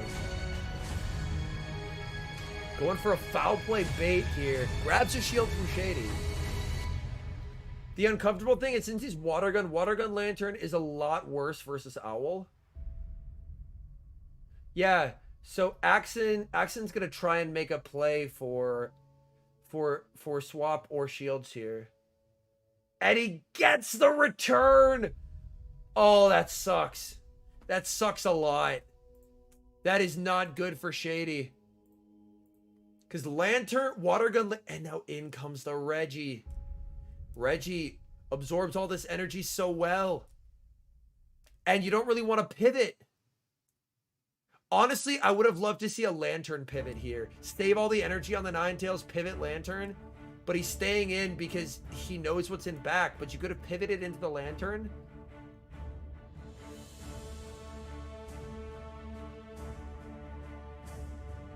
I think it could be interesting at a tournament. We see the undercharge. Axon is a magician. The perfect undercharge. He's going to get to leave with a move. He's going to get to leave with a move. Bring in Trev. In comes Owl. Met with Water Gun Lant, but this is Water Gun Lant. And Reggie has a move for later. We see the Shadow Ball deployed. Shady, no shields remaining. He's just going to have to take the Shadow Ball. Water Gun Lantern does not pace very quickly at all. It might come down to a bait. He's baiting. Does Axon call this? He's thinking about it. He calls the bait. What a play. Axon with the nerves of steel calling the bait. What a play. Can he get it into a range where a Shadow Ball will KO? That's what this will come down to. Can he get it into a range where a Shadow Ball will... I still don't think Shadow Ball KOs here. Unless Shady has a really bad Lantern. I don't think this quite KOs. But his clock's coming up. Can he snipe with the Reggie? Clock's up. He can't! He can't snipe with the Reggie. Oh no! He had the move, but he didn't switch. He didn't switch. And Shady takes it. Shady takes it. He had the move. He could have switched in the Reggie to try and snipe the Lantern's energy. But, he still made it so close for how bad of alignment that entire game was. Axon's a beast, dude. Axon is so scary.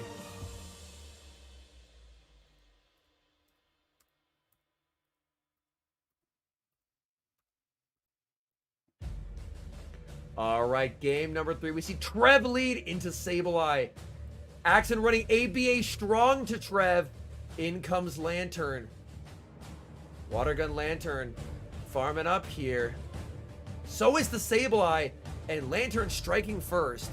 It is best of 5, yes. It is best of 5, because this is Winners Finals. Sounds good, Sizzle. Have a good one. Alignment matters so much for Shady. He's going for the foul play here. Does Shady call this? Shady shields, and it's the foul play here.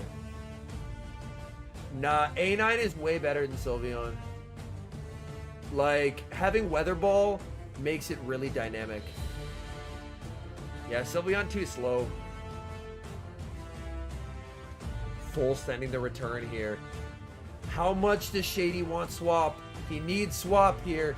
He shields. Okay. He does need switch. We see a pivot into the Registeel.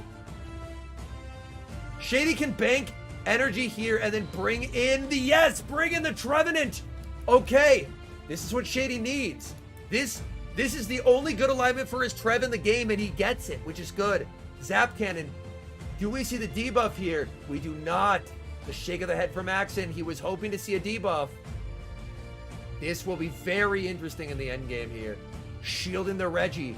Axen recognizing Reggie couldn't play in the end game. The timers are desynced, but only by about 10 seconds. Going for the Zap Cannon here. Reggie staying this healthy is a bit uncomfortable. As Zap Cannon connects, Trevenant able to survive, makes the Seed Bomb. It is resisted and debuffed, so it's not going to do a lot. It's not going to do a lot. Okay. This will be interesting. He can just bolt here, though. Unless Axen catches. Axen catches! No shot! What a play! He closes his Pokemon Go app out of frustration.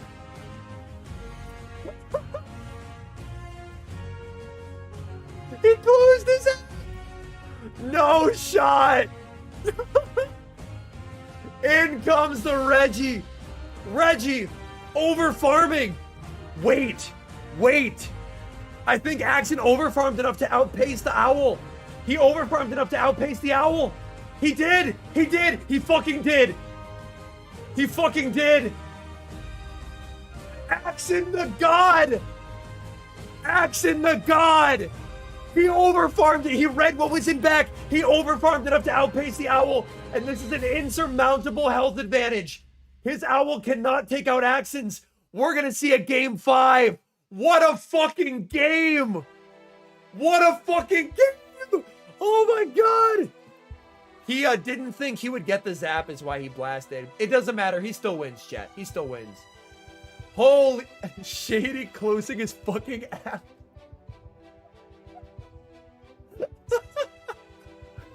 Oh my God.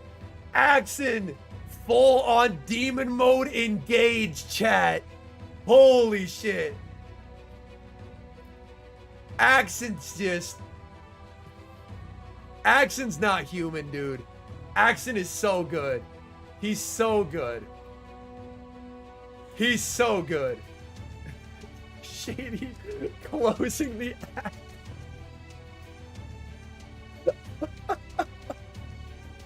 Oh my goodness. Axen with the soul read catch right there. He looked deep into Shady's eyes and said, I know exactly when you're throwing. That's insanity. How do you recover if you're Shady there? You were in such a winning position, but Axen just played out of his mind.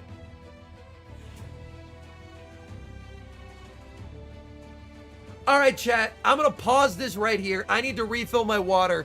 I'll be back in 30 seconds, chat. I'll be back in 30 seconds. I'm going to leave y'all in suspense. I need to refill my water. I'll be back in 30 seconds. Don't go anywhere. I'll be back momentarily. All right.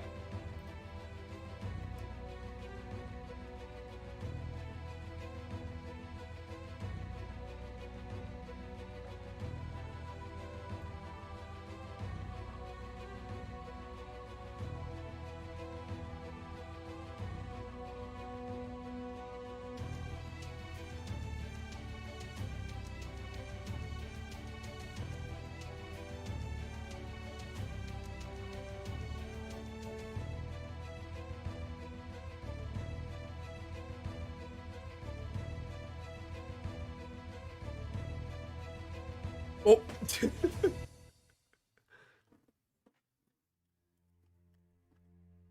All right, we're back. 400 chatters versus 1 chair. W chair for real? All right, chat, we're back. We're back.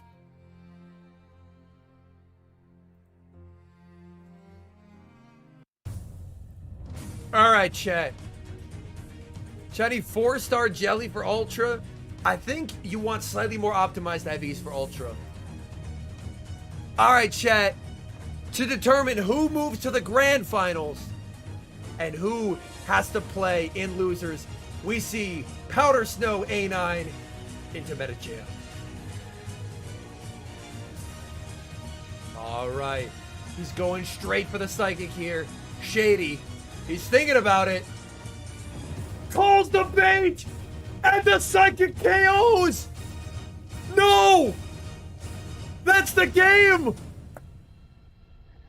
We've seen so many ice punches in that situation. We've seen so many ice punches in that exact situation in this tournament. Shady calls the bait and Axon full sends it. Oh my word. We've seen in almost every situation in that tournament, the Medicham has ice punched and gotten a shield. Shady finally calls it and Axon full sends. That is absolutely brutal. Absolutely brutal. Oh my. That is devastating for Shady. And the perfect timing from Axon. He's going for the return here. I think foul play honestly would have KO'd.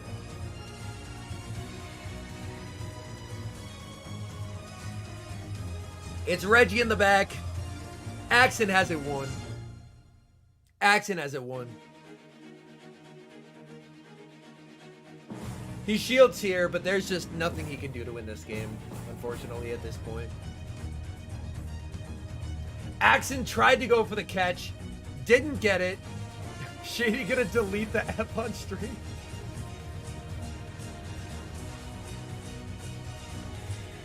Oh, it's so brutal.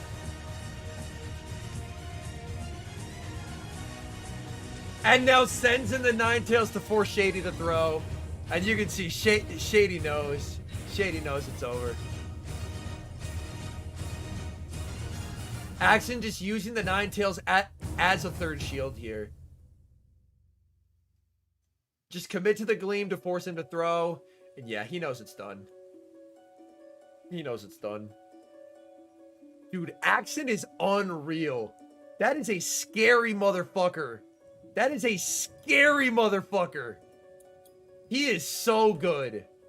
He is so good.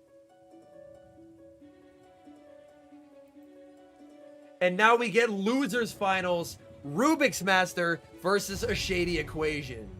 Rubik's Master, of course, rocking the Fire Spin Shadow Kanto Ninetales. And Shady Equation rocking the Shadow Alolan Ninetales. Taking a look at it here, Shady does have decent counterbalances to the Umbreon. So, the thing is, yo, we got Human Catcher Bug in chat. Welcome in, man. Probably, arguably, the best Shadow Charizard player in the world after that Liverpool performance. Yeah. Also, chat, Human Catcher Bug makes incredibly good YouTube content. If you haven't yet, hold on. I'm going to drop a link. I'm going to drop a link here real quick. He makes incredibly good YouTube content. If you haven't checked him out yet, do it. It's worth. If he's down, I'm down, Eric, man. Human Catcher Bug is... he is so good. He's so good. Yo, what's up, Ramen? Welcome in. So, Rubik's doesn't have a ticket, but Axon does. Axon does. So, I believe Shady and Rubik's now both have tickets because Axon already has one. So it cascades down. Yo, what's up, Phenom? We see the Fire Spin Shadow Canine into the Noctowl here. Noctowl should throw on 7 or 10 for good timing. Throwing on 7, perfect timing. Going for the Shadow Ball here. Not going to one-shot, but definitely going to hurt. All right. Yeah, Human Catcher Bug posts some very good climbing teams, as well as he recently posted some very fun Shadow Raikou Spice. Overheat, no shielded by Shady.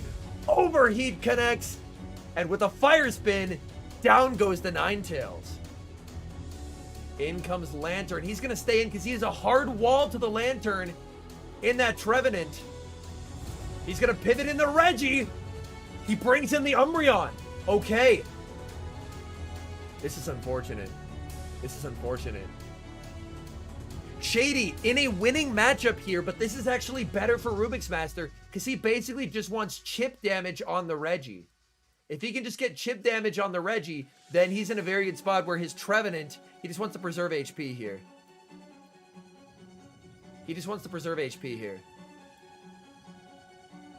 Gets the attack drop on the Umbreon, but still, this is very much Rubik's Master's game to lose because the Trevenant is going to be very effective. Shady does have Water Gun Lantern, which is what he needs in this situation, but it's very, very uncomfortable. Yo, what's up, Mohammed? Welcome in. All right, going for the Zap Cannon here. We see another no shield from Rubik's Master. That's not going to KO. Gets another debuff, though. This does set up Shady to potentially lock on down, but he's taking a lot of damage. In comes the Trevenant. Trevenant going to be hit with a Zap Cannon here. We see the shield from Rubik's Master. All damage left is resisted, so he is going to have to be hit with that. We do see the attack drop. In comes the Water Gun Lantern. He knows he's going to have to take one move. It is debuff. Do we see the no shield from a Shady equation here? We do. He's going to let that go. Water Gun does add up in this matchup. Trevenant does not have the greatest HP stat ever, so we will start seeing a shield from the Lantern.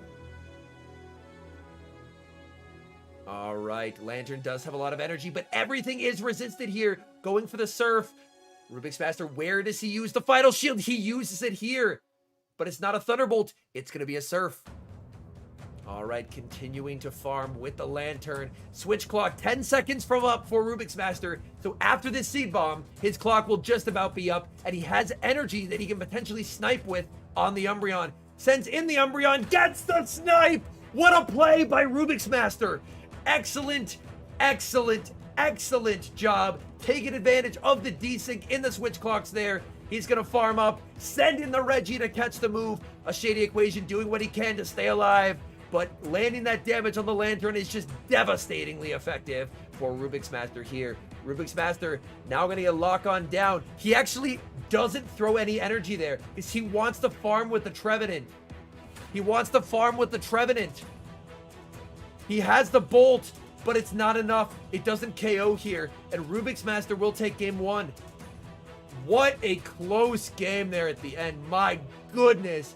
But Trevenant leaving with the Seed Bomb loaded and KOing the 1 HP Lantern with the Seed Bomb.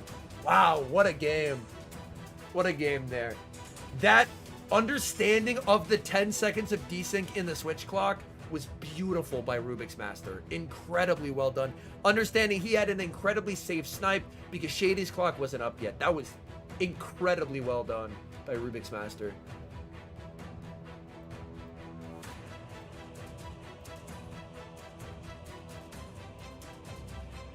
I don't think it's a WhatsApp message. I think at the top it shows that the device is charging. They are using provided devices. They don't get to use their own.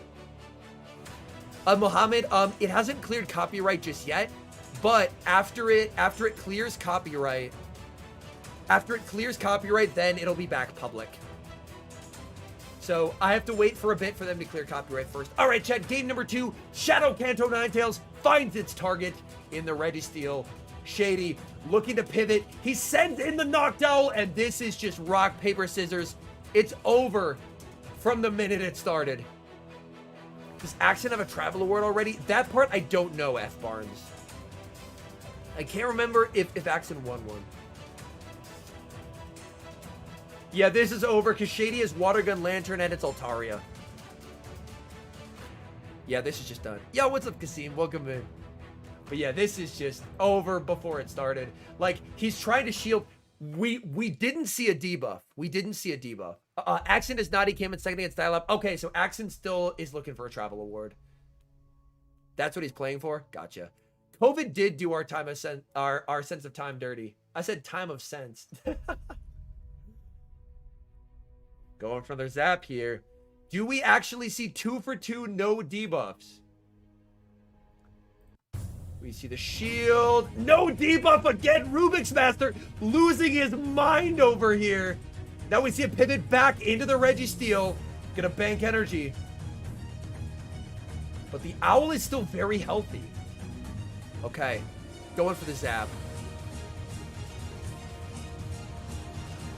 We did battle a couple weeks ago, Human Catcher Bug? I must have missed that. Oh my goodness. In that case, my guess is that you probably destroyed me.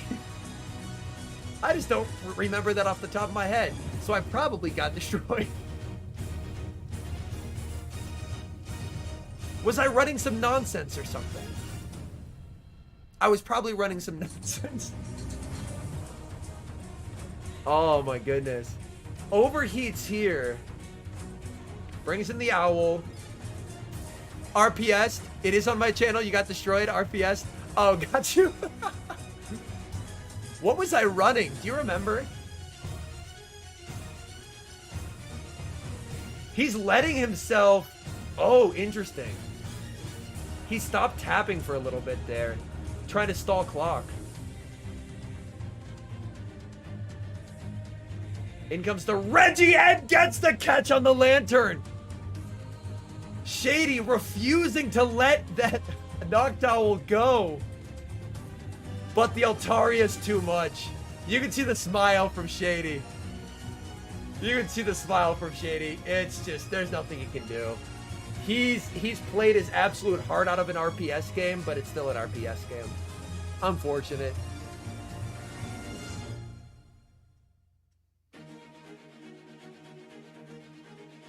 Yeah, because he just fully farms down. Goes for the Sky Attack. There could have farmed down, but either way, it's a minor misplay that's not going to cost him. He's still very much in a commanding position here. Shadow Ball doesn't KO here. Yeah, you can just let this go. Oh, that health range is so shitty. Because you can't wing attack that down. Oh, no. You can't wing attack that down. That health range is so bad. Oh, that hurts. I do Pogo stuff full time. Yes. How do you avoid burnout, grind of the game, what's the grind of YouTube? I try and run a lot of fun stuff. Is part of what it is.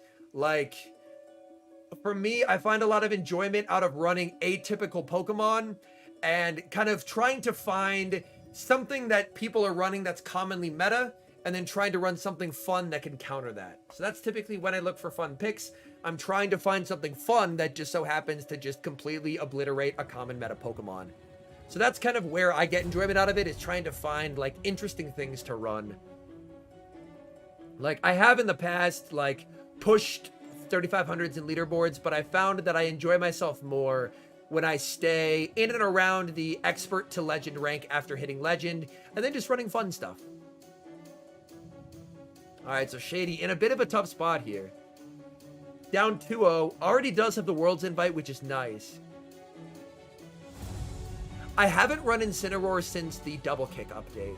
I ran it when it first dropped quite a bit, because Incineroar had some nice play into the Trev Walrein meta, but now that there's like Cobalion and stuff, it's a bit more awkward. But I did really like it in the Walrein Trev meta. Occupied a little bit of a same role as like what K9 did in that meta. I believe the Invisible issues why they haven't had it at the regionals is because they reverted the update on these phones. Yo, what's up, Luis? I haven't heard from him recently, no. We see Tree into Reggie, and Shady's ABA weak. Oh, no. Oh, no. Oh, my goodness. This is so unfortunate. We do see the shield from Shady, though.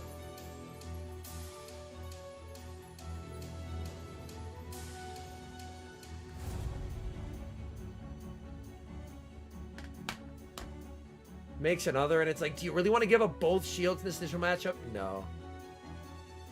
This is incredibly unfortunate.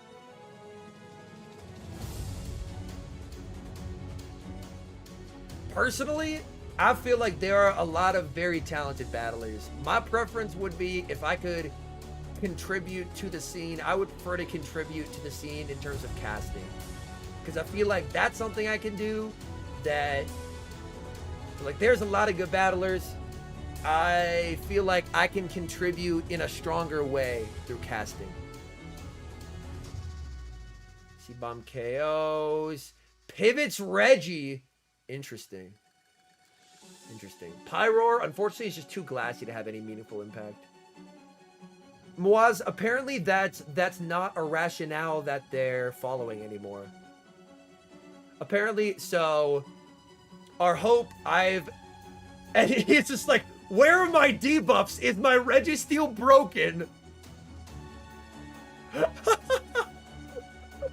You can see him there. We see a slight undercharge there from Shady. Yeah. I am not a sponsored creator, so I guess maybe that's why. Flip the debuff switch. There's the debuff.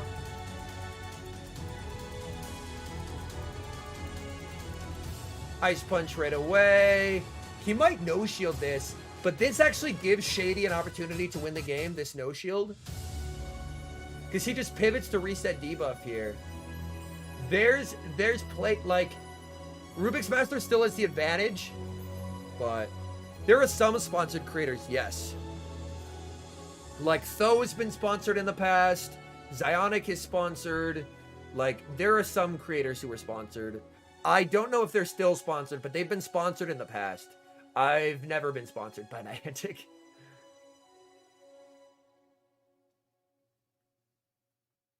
But yeah, this is... Azu can... Yeah, Azu should still have this. Azu should still have this, yeah.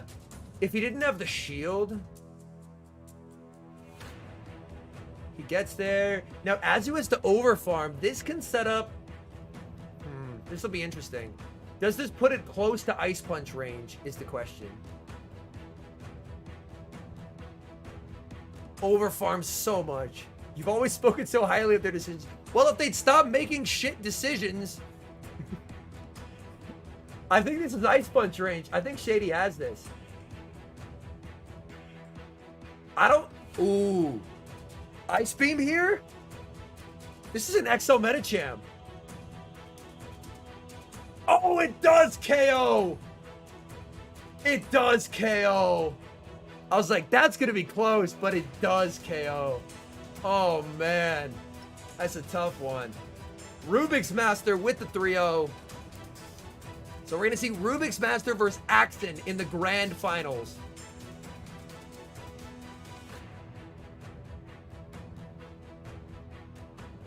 Oh, no.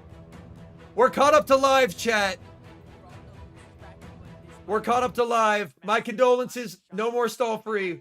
We caught up to live. Against Beach, against Anhoff, and then against Nino, that really nail biter finish, and then also just picking up steam 3-0 against a Shady equation. Also, no easy opponent here. Can Rubik's Master make history here in Portland? We gotta wait and see. Yeah, I mean, we're live now, chat. I apologize. On the loser's side, I tried. Extremely impressive by Rubik's Master coming. Yo, it's a Baj. A Cinderella story coming against the most decorated player in the Pokemon Go Championship Series. So that would maybe at some point regating. Maybe at some point. You could come from the loser side of the bracket to beat the most decorated player in the Championship Series, plus beat him twice because he is on the loser side of the bracket. So if he wins this best of 5, then he resets the grand finals, and then he has to play another best of 5 series, and he needs. All right, I can do some battles in the meantime, chat. I can do some battles in the meantime. Let me get my phone set up. Is its accent, but Rubik's Master does not seem fazed by the challenge, already going further than he ever has in any tournament, because again, this is his first one, and it's only up from. Why is my game so large? Yo, Brian with the 5 months, much appreciated. Exclamation point, hot tub stream. Hey, yo. Take a check-in on social media. What are you all saying out there? Let's take a look. It is, oh, look at this. Another lucky. Look at this. This is a hundo from watching the stream. We saw Shinies earlier. Now Nick is getting a hundo while watching Wholesome and Gavin. Exclamation point, hot tub stream. Ain't no way. Yo, thanks for the 5 months, man. Much appreciated. 4, 5, 6, 7, 8, 9, 10. All right. Woo. Start catching some Pokemon while you're watching, and maybe you too will get. I have read it at Barnes, yeah. Also, Ryan Colgrove, when you watch the stream in Portland Regionals, yo, there's a wild Umbreon. Hello. Coming in clutch. RC Cola here is at the venue at the Portland Regionals too, and we have our events ball and Pan Power. You know, I got 2 shinies myself, but it's no big deal. I didn't tweet about it yet. There's a lot of evidence here. There's a lot of evidence that if you watch the stream that you're gonna get some. Come on, bro. All right, I'll do a great ball. NBC. Why is this ball invisible? What the fuck? Did you guys see that? The Pokeball was just invisible for a second. What the fuck was that? Running a great event. I mean, Twastel Did y'all see that shit? on stage. I'm glad he had a fun time. Did y'all see that shit? It's awesome that he Nah, bro. What the fuck? people What the fuck? tournaments possible. Yeah, especially our judges making sure the Hey, yo, what rank is this? outside the stream and on the stream, but also our production crew making sure we have a great production. What crew. rank is this? Weekend kind of went without a hiccup. We've been powering Rank through 150. that. Okay, it's not that good. It's not that good. A big shout out to our staff working hard behind the scenes as well. All right, we're gonna keep running the today's team, the today video team. And This we're team goes ready. wild. The competitors are ready. We're Let's ready? get over to the stage for the Woo! finals. It's Axon versus Rubik's Master. All right, here we go. Surely I can get a game in. Battles this weekend in Portland, Oregon. What app was that? To this It's final PokeGenie. set, potentially second to last sets. Here we have Rubik's Master. It's Also PokeGenie. representing It's a great app. First ever tournaments and already in the grand finals at least. Ow. second I don't like place. seeing Tapu Fini. First place running that ready seal. I don't like seeing Tapu Your Fini. favorite Pokemon What do you mean hiding Elo? I had to reset the app. Umbreon and Azumarill. And this trainer may look new to us, but he's been running these Pokemon for years. His signature Pokemon, Shadow Kanto Ninetales with the Fire Spin, is going to be really impactful as we move on over to its accent. And look at this list. I don't even know if you can fit everything on the list here. You can't- Damn, look at those accent accomplishments. Holy shit. The Pokemon Go Championship Let us Series. snipe. These are the best Oh, ones. man. The Vancouver Yo, Ruthless. versus Dilap, and then the Salt Lake Regional Top 8, Arlington Regional Top 8, NAIC Champion. I'm gonna throw another one, Top 8 in the World Championships last year in London.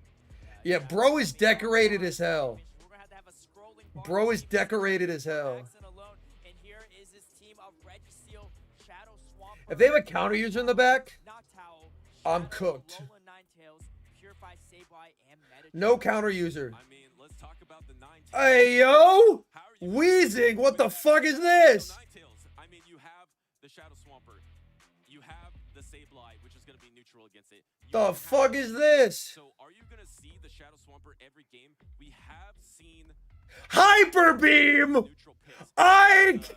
Sableye, like the Noctowl. He loves the Ike! Sableye Noctowl register. Ike! What the fuck? That against Rubik's What the I fuck? think I mistakenly thought Axon had 2 water types, but actually only has 1 water type, only has 1 true. What the fuck is that? Shadow, Kanto, Alolan Ninetales. I think Rubik's Master is bringing that Kanto, Shadow, Ninetales in every game, but let's see how it goes. And we are kicking it off, and it is none other than the Shadow, Kanto, Ninetales to kick it off against the Noctowl. All right, I'm losing a battle, but also commentating.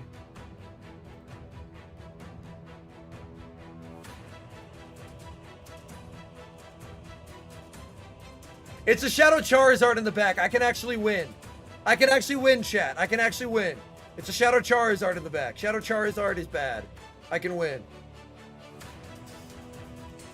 I can win, chat. Let me cook. Let me cook. What do you mean copium? Don't copium me. 4. Okay. I will pull up the battle after I win this. Okay, going for the overheat. 2, 3, 4, 5. Stop copiuming me. I'm winning. Also, Axon gets switch. Okay, in comes the Azu. But Tree just beats the hell out of what Axon has in the bag.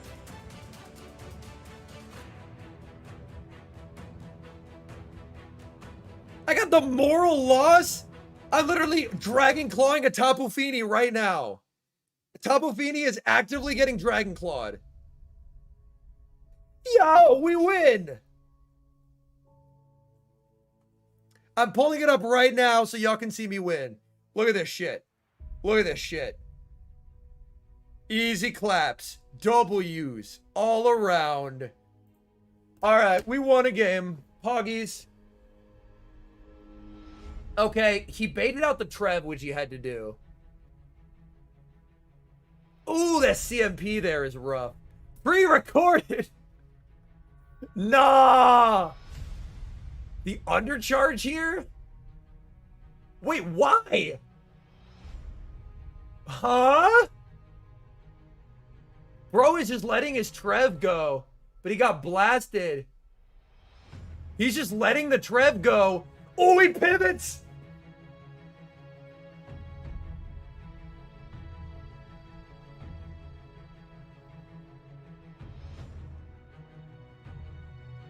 Okay, let this go. One in the move, but the thing is you need 2 moves to KO Medi. You need 2 moves to KO Medi. I think you throw 2 in here in that Ice Beam. Oh, that Sky Attack. You can see he's surprised. Oh, that is so rough. That is so rough. Beaming is more important than winning opponent 1. No! Well, Axen just wins game 1 here. Axen just wins game 1. His Psychic KOs and Medi tanks the player off. He's going for the bubble down, but yeah. You can see that he's like, oh, jeez. That was rough. That was rough. Unfortunate there for Rubik's Master. Well played by Axen. All right, I'm not starting any more games because these fuckers are going to start battling again. I got hyper beamed by the Weezing, so I lost the moral victory, but I got the W. You lost mentally as soon as you threw the beam. Now, I played ABA Fairy with Tapu Fini, and my Guzzlord still won. Come on, one more. They're going to start battling again. I don't want to miss the battles. He undercharged because he wanted the Reggie to KO. He didn't want to give the Owl farm. But the switch clock came up. Owl sniped him anyway. And then he was just in a really hard spot. Start the battle so they stall, Les. Oh my goodness. You can make mistakes when battling Axen. It's crazy. It's absolutely absurd.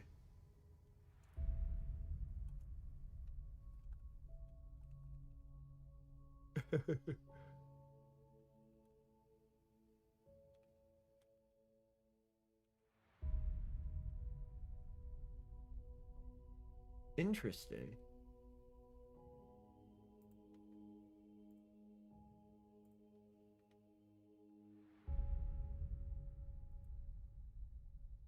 Oh. That's good to know. These have been some wild finals. Facts. I'm learning things. Yo, what's up, Egg? Welcome in. Just do Little Cup. I have 0 Little Cup Pokemon builds. I cannot play Little Cup. I use my resources on bad builds for other leagues. I don't think y'all are prepared emotionally for how bad every single flying type and Charizard is, like how bad of a day every single flying type and Charizard is going to have in tomorrow's video. Y'all are not prepared emotionally for how bad flying types are about to have. My flying type's about to be in shambles in tomorrow's video. ULDD worth it? I love it. I love it. Yo, what's up, Scotia Frog? Welcome back. They're locked in, chat. Game number 2, Reggie versus Reggie. Let's take a peek at the back. Oh my goodness. There are double counters to Rubik's tree, but he's also double weak to the Yazoo. Axen got second. Let's go, Pirate King. Lands the blast. Okay. Axen going for a blast of his own. Let's see if we can notice the HP difference here in the Registeals. Okay, pretty similar. We see a pivot into the Sable. Oh, man. That Owl about to go wild. That Owl about to go wild, chat. Oh, my goodness. That Owl about to go nuts. Okay, Shields versus the Sable. He can throw 3 into the move. But if Axen lets this go, then he can just Omega Protect. Yeah, he can just Omega Protect the Azu, and Azu's going to be a thorn for the Owl to deal with.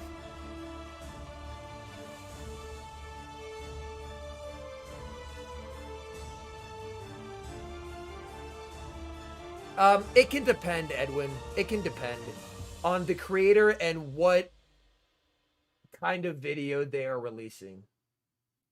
Player up doesn't KO. Gets the zap. Shield it. Shield it. Come on. You have to. Game over. GG's. Yeah, 3-turn fast moves are kind of bad.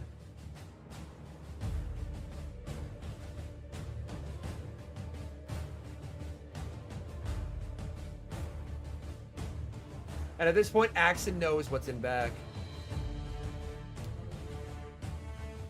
You have 100 IV Shadow Dawn fan? Yo. Yeah, unfortunately, anywhere I put my head, it's blocking something.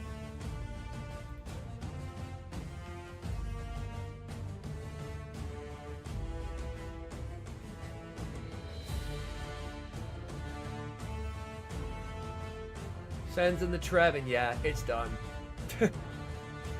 Oh boy, this is brutal.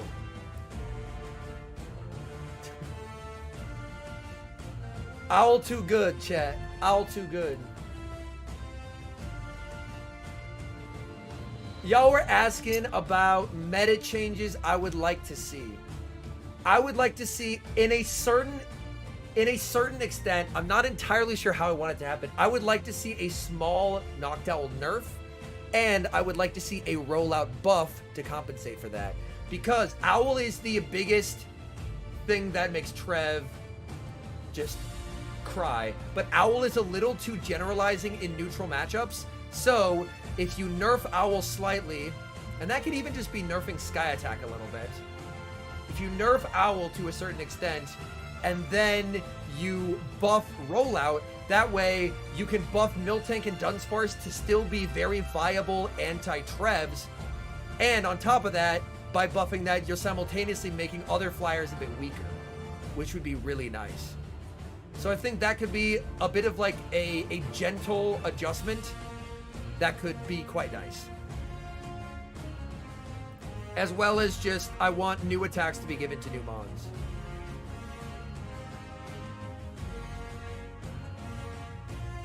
Bastion on Flying Press. Oh, jeez. Like, if they give Hawlucha Wing Attack back, they have to put it as like a GBL reward, because you can't have a World Championships where some people have access to a top 3 PV Pokemon and others don't, based on location. Also, add a bug-type Meteor Beam clone. Fuck it.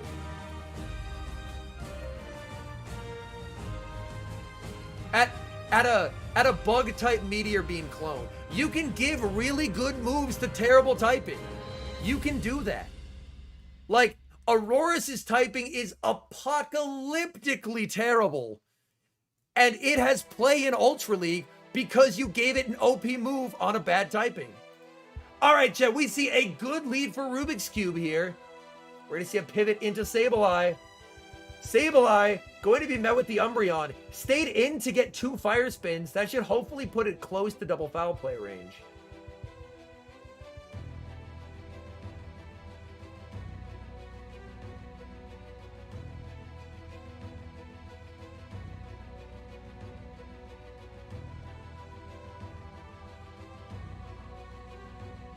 Go to Mexico? Yo, if I had the financial ability to do so, I would love to. That would be great.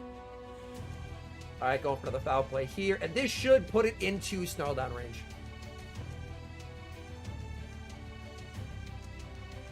I'm just using bug type as an example of just a bad typing.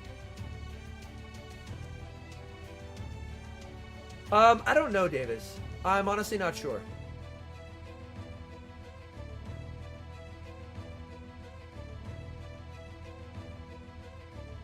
It's only in Mexico? Okay, that's good to know. I wasn't sure if it was country locked or if it was like longitude and latitude, like I know some are. But yeah, I do want to see some new moves get added and a substantial update to the Great League meta.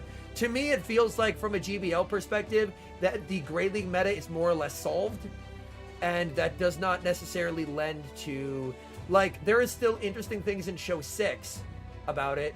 Oh, that's a nasty undercharge by Axon. That's a nasty undercharge by Axon.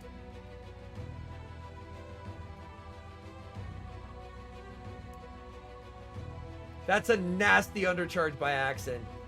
And he leaves with like 90 energy.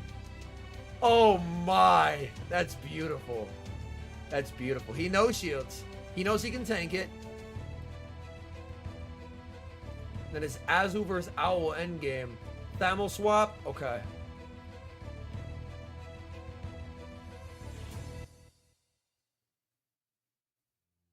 Yeah. Axen is so nasty with his Registeel play. Absolute filth. Like, it is, in my view, incredibly easy to play Registeel okay.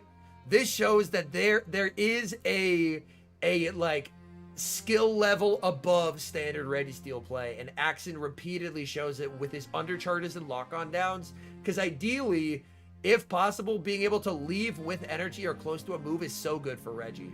It's so good.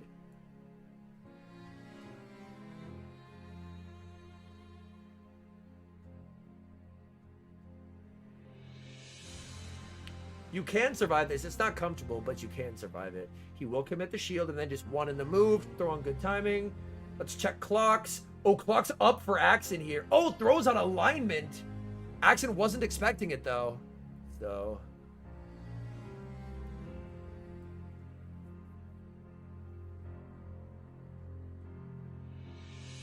and throws on alignment again. Oh my goodness. Axen was anticipating the good timing. So he throws on alignment twice and kind of finesses him a little bit. Owl looking to try and double up. Can he double up? Does he have two? Does he have two? Chat, does he have two? That's what it comes down to. Does he have two? He got new mechanic!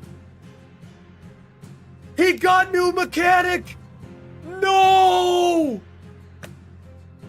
He got new mechanic!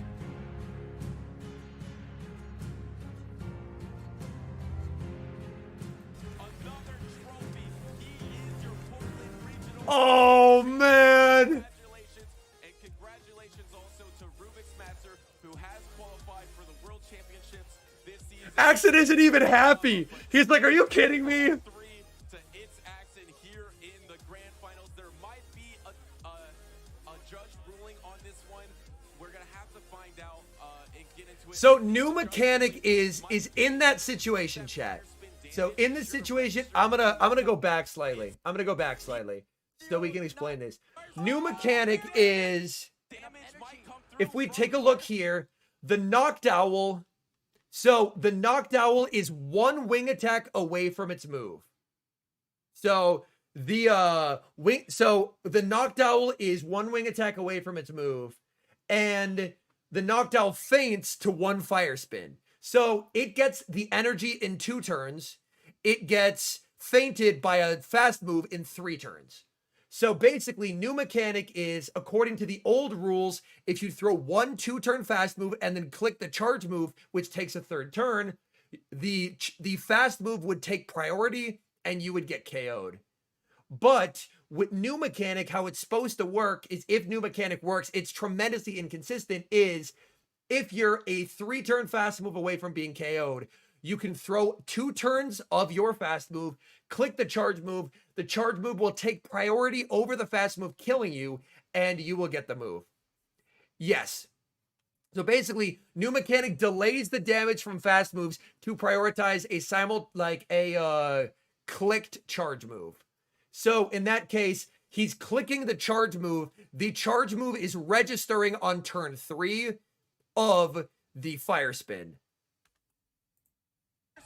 It's a horrifically inconsistent mechanic. Rubik's Master has his back against the wall there too, right? Axen really playing aggressively, even in the matchup. It's a horrifically, I think it's a, if it's consistent either way, it's good, but it's inconsistent, so it's bad. Oh my goodness, Gambino. Look like K9 got his fire spin through late as well. Hold on, let me take a look.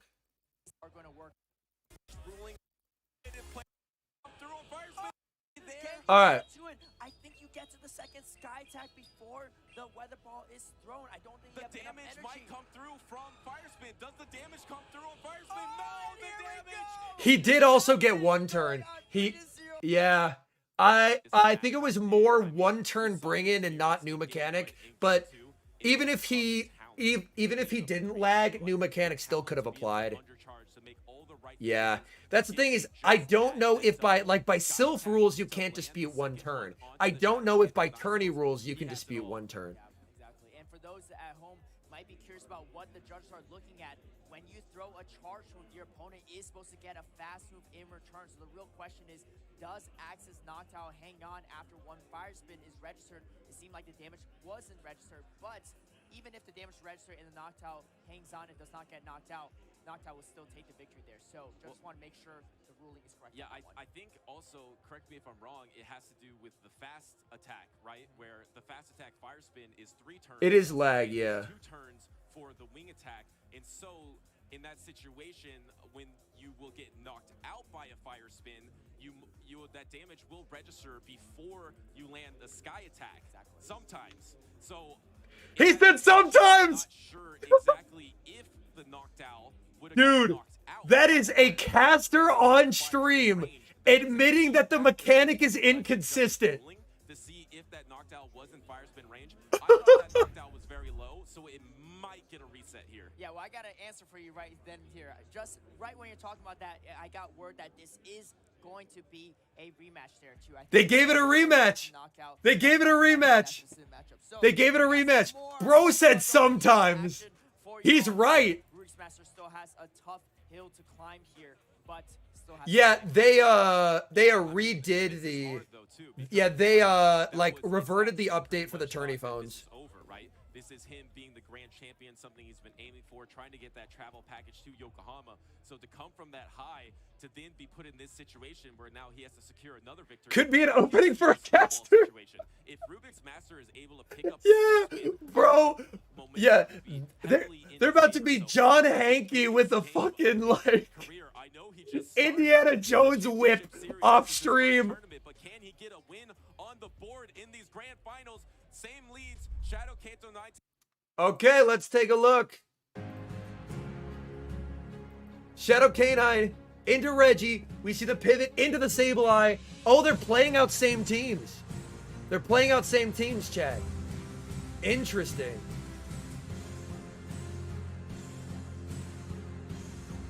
They're playing out same teams.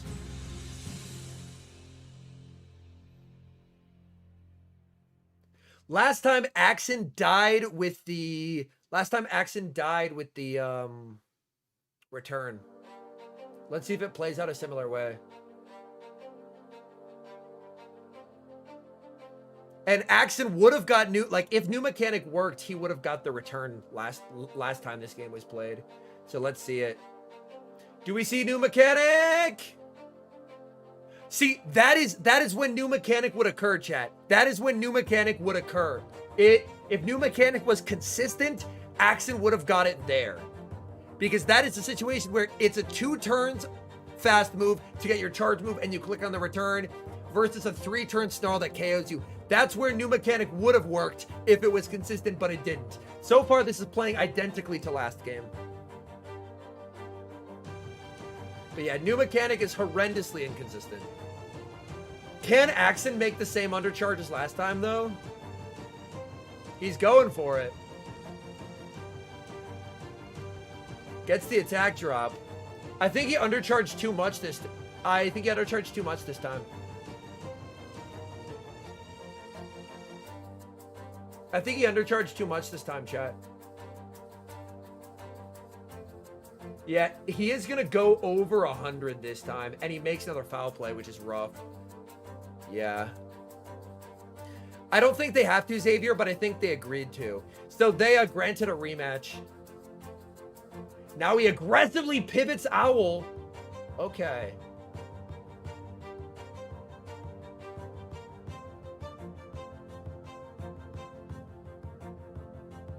Interesting. Also, I do respect the flex of Axen trying to best buddy all the Pokemon that he uses. That's pretty cool.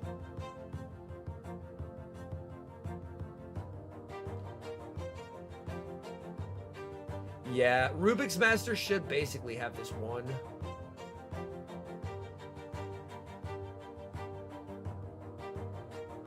Yeah, you just don't shield this.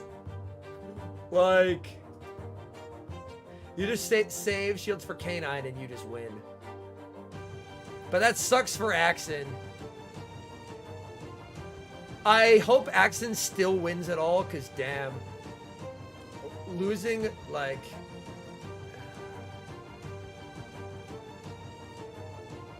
Alright, he's forced to throw. He's just going to let it go. Again, just throw 4. I think, like, Umbreon's 1 HP, though. Oh, man. But the Ninetales has a bit of energy. Oh, true. Yeah, Axon should have lost the last game anyway. That's fair, Gobs. You're right. You're right. Oh, yes, Halo. Those are some awesome IVs, man. Those are some awesome IVs. Would recommend. Guzzlord's a beast right now. We have so many people climbing with that team. Tries to go for the style points catch. Doesn't get it. Axon loses.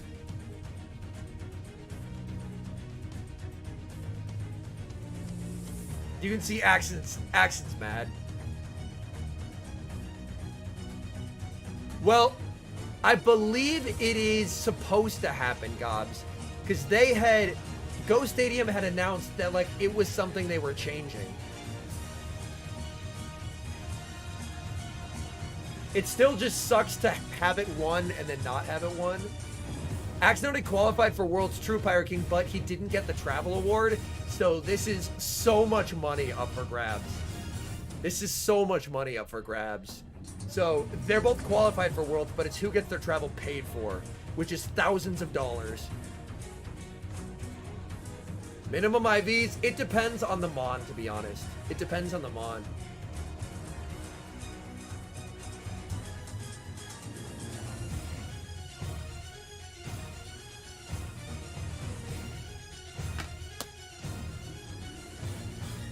Yeah, Rubik's does need to win a lot of games. A lot of games consecutively, which is tough. Another Regispute? No.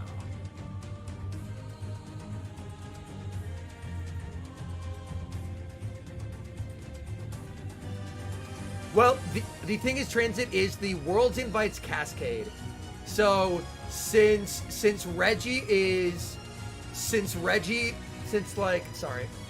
Axon hit is in top 2 and he already has an invite, it goes to number 3, who's Shady Equation. Yo, that's awesome, Mav. Let's go. That team's been so good for a lot of us in the Discord. U-turn, Meteor Beam clone. Yo, that'd be fun. Sign me up. Sign me up. I'm down. I'm down. Oh, wow, Gary. It's definitely spice, but it can be interesting. I'd say it's more of a Master Premier Mon than Open Masters, but definitely worth hanging on to.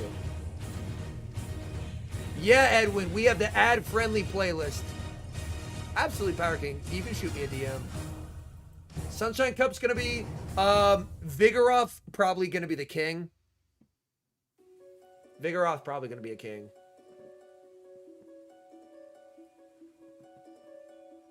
I didn't play main series chat, so I'm flying blind.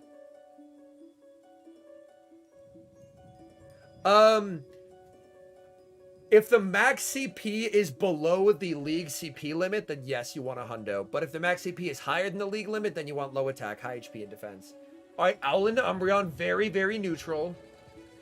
Things are looking pretty good for... I could see triple normal working. Does Vigoroth beat Noctowl? Typically, yes, is my recollection, because you just outpace. So this is a very neutral matchup, but basically, if Rubik's Master can just save shields or energy for K9, then K9 goes burr. If he can get shield or energy lead K9, he should just win. Or if he just gets alignment, he's also good. Axon throwing a 4 here. Yup. Yeah. Vigoroth is probably going to be king there. Just king save switch.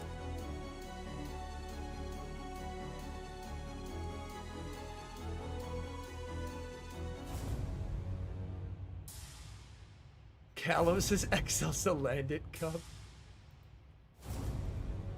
Heck yeah. Alright, Owl makes it. I think Umbreon lives this barely. Oh, he's going for Switch. He's guaranteeing Switch. Going for the Snarl down. Gets the Snarl down. In comes Reggie. But he wants it on K9. He wants it on K9.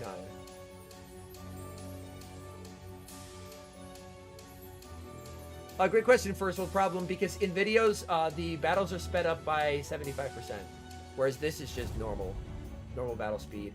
But Axon lock-on down, like, he gets a zap on the K9, which does so much damage. So for him, it kind of works out. I think Sableye can win the game for Axon, up a shield.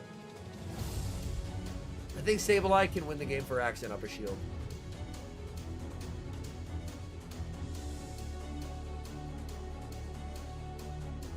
He brings in K9. He just zap him. Axon is always so good with his timing. It's obscene how good he is at timing. Lands it. Sends in Sable. Yeah, you have to get a shield here.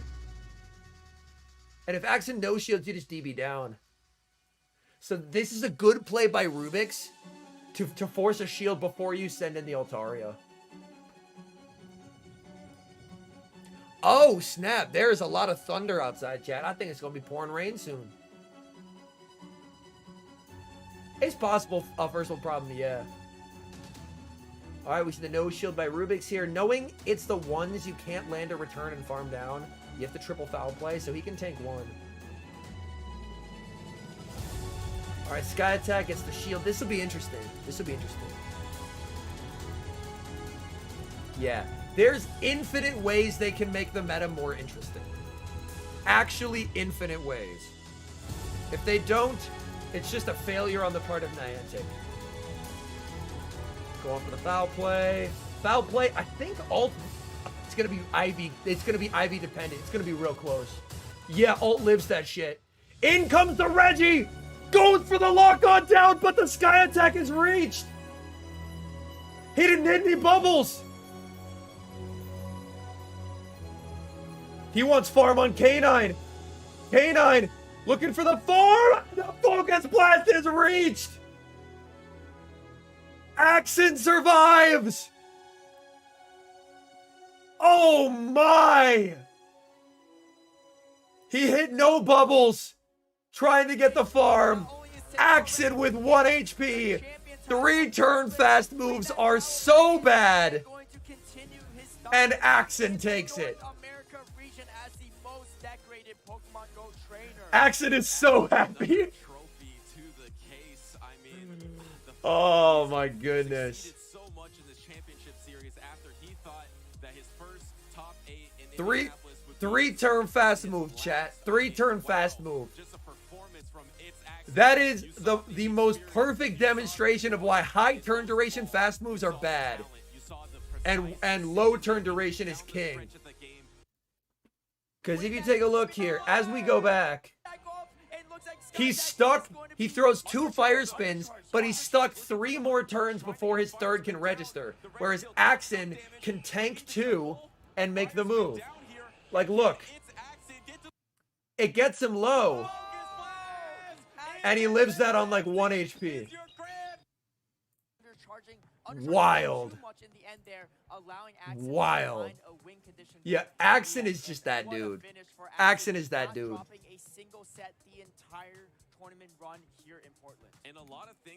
Axon is just Himothy, I fear.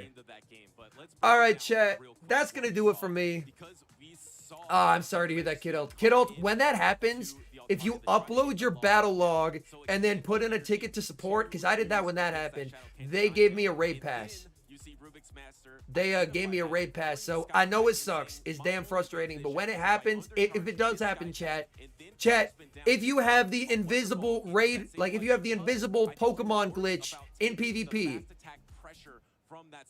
submit the battle log and put in a thing to support being like, hey, my Pokemon was invisible. They'll ask you what time it was, what Pokemon you were using, and they'll give you a raid pass. It sucks. They're working on it, but they will give you a raid pass, so at least you get something for the game being shit. So if that happens, make sure to submit your battle log and then talk to support if it happens. So you can at least get something for it in the meantime while they work on fixing it. Yes, Yohaha. Even if you win. Even if you win. Just submit the battle log. Submit the battle log as proof. Mystic Lugia, he undercharged it because he wanted to try and fire spin down to outpace the Sableye. But yes, so if that happens, the way that you prove that it happened is you upload the battle log, which I can show y'all how to do it. I can show y'all how to do it. Hold on. All right, chat. I have this pulled up. You go to settings, uploads, and then you hit upload. So if that happens, go to settings, upload, and then click on help. And then you can be like, I had an issue with Go Battle League, and then they'll eventually respond and be like, sorry about that, we're working on it, have a raid pass. So if it happens, upload the log, and then it would have been close, Mystic Lugia. It would have been really close. But yeah, so if that happens, upload the log, reach out to support, and they'll give you a raid pass. It sucks, but at least you can get something for it in the meantime. Alright, but yeah. I appreciate y'all. Thank you for hanging out. I had a lot of fun. I hope y'all did as well. And I will see y'all later. Alright. Peace!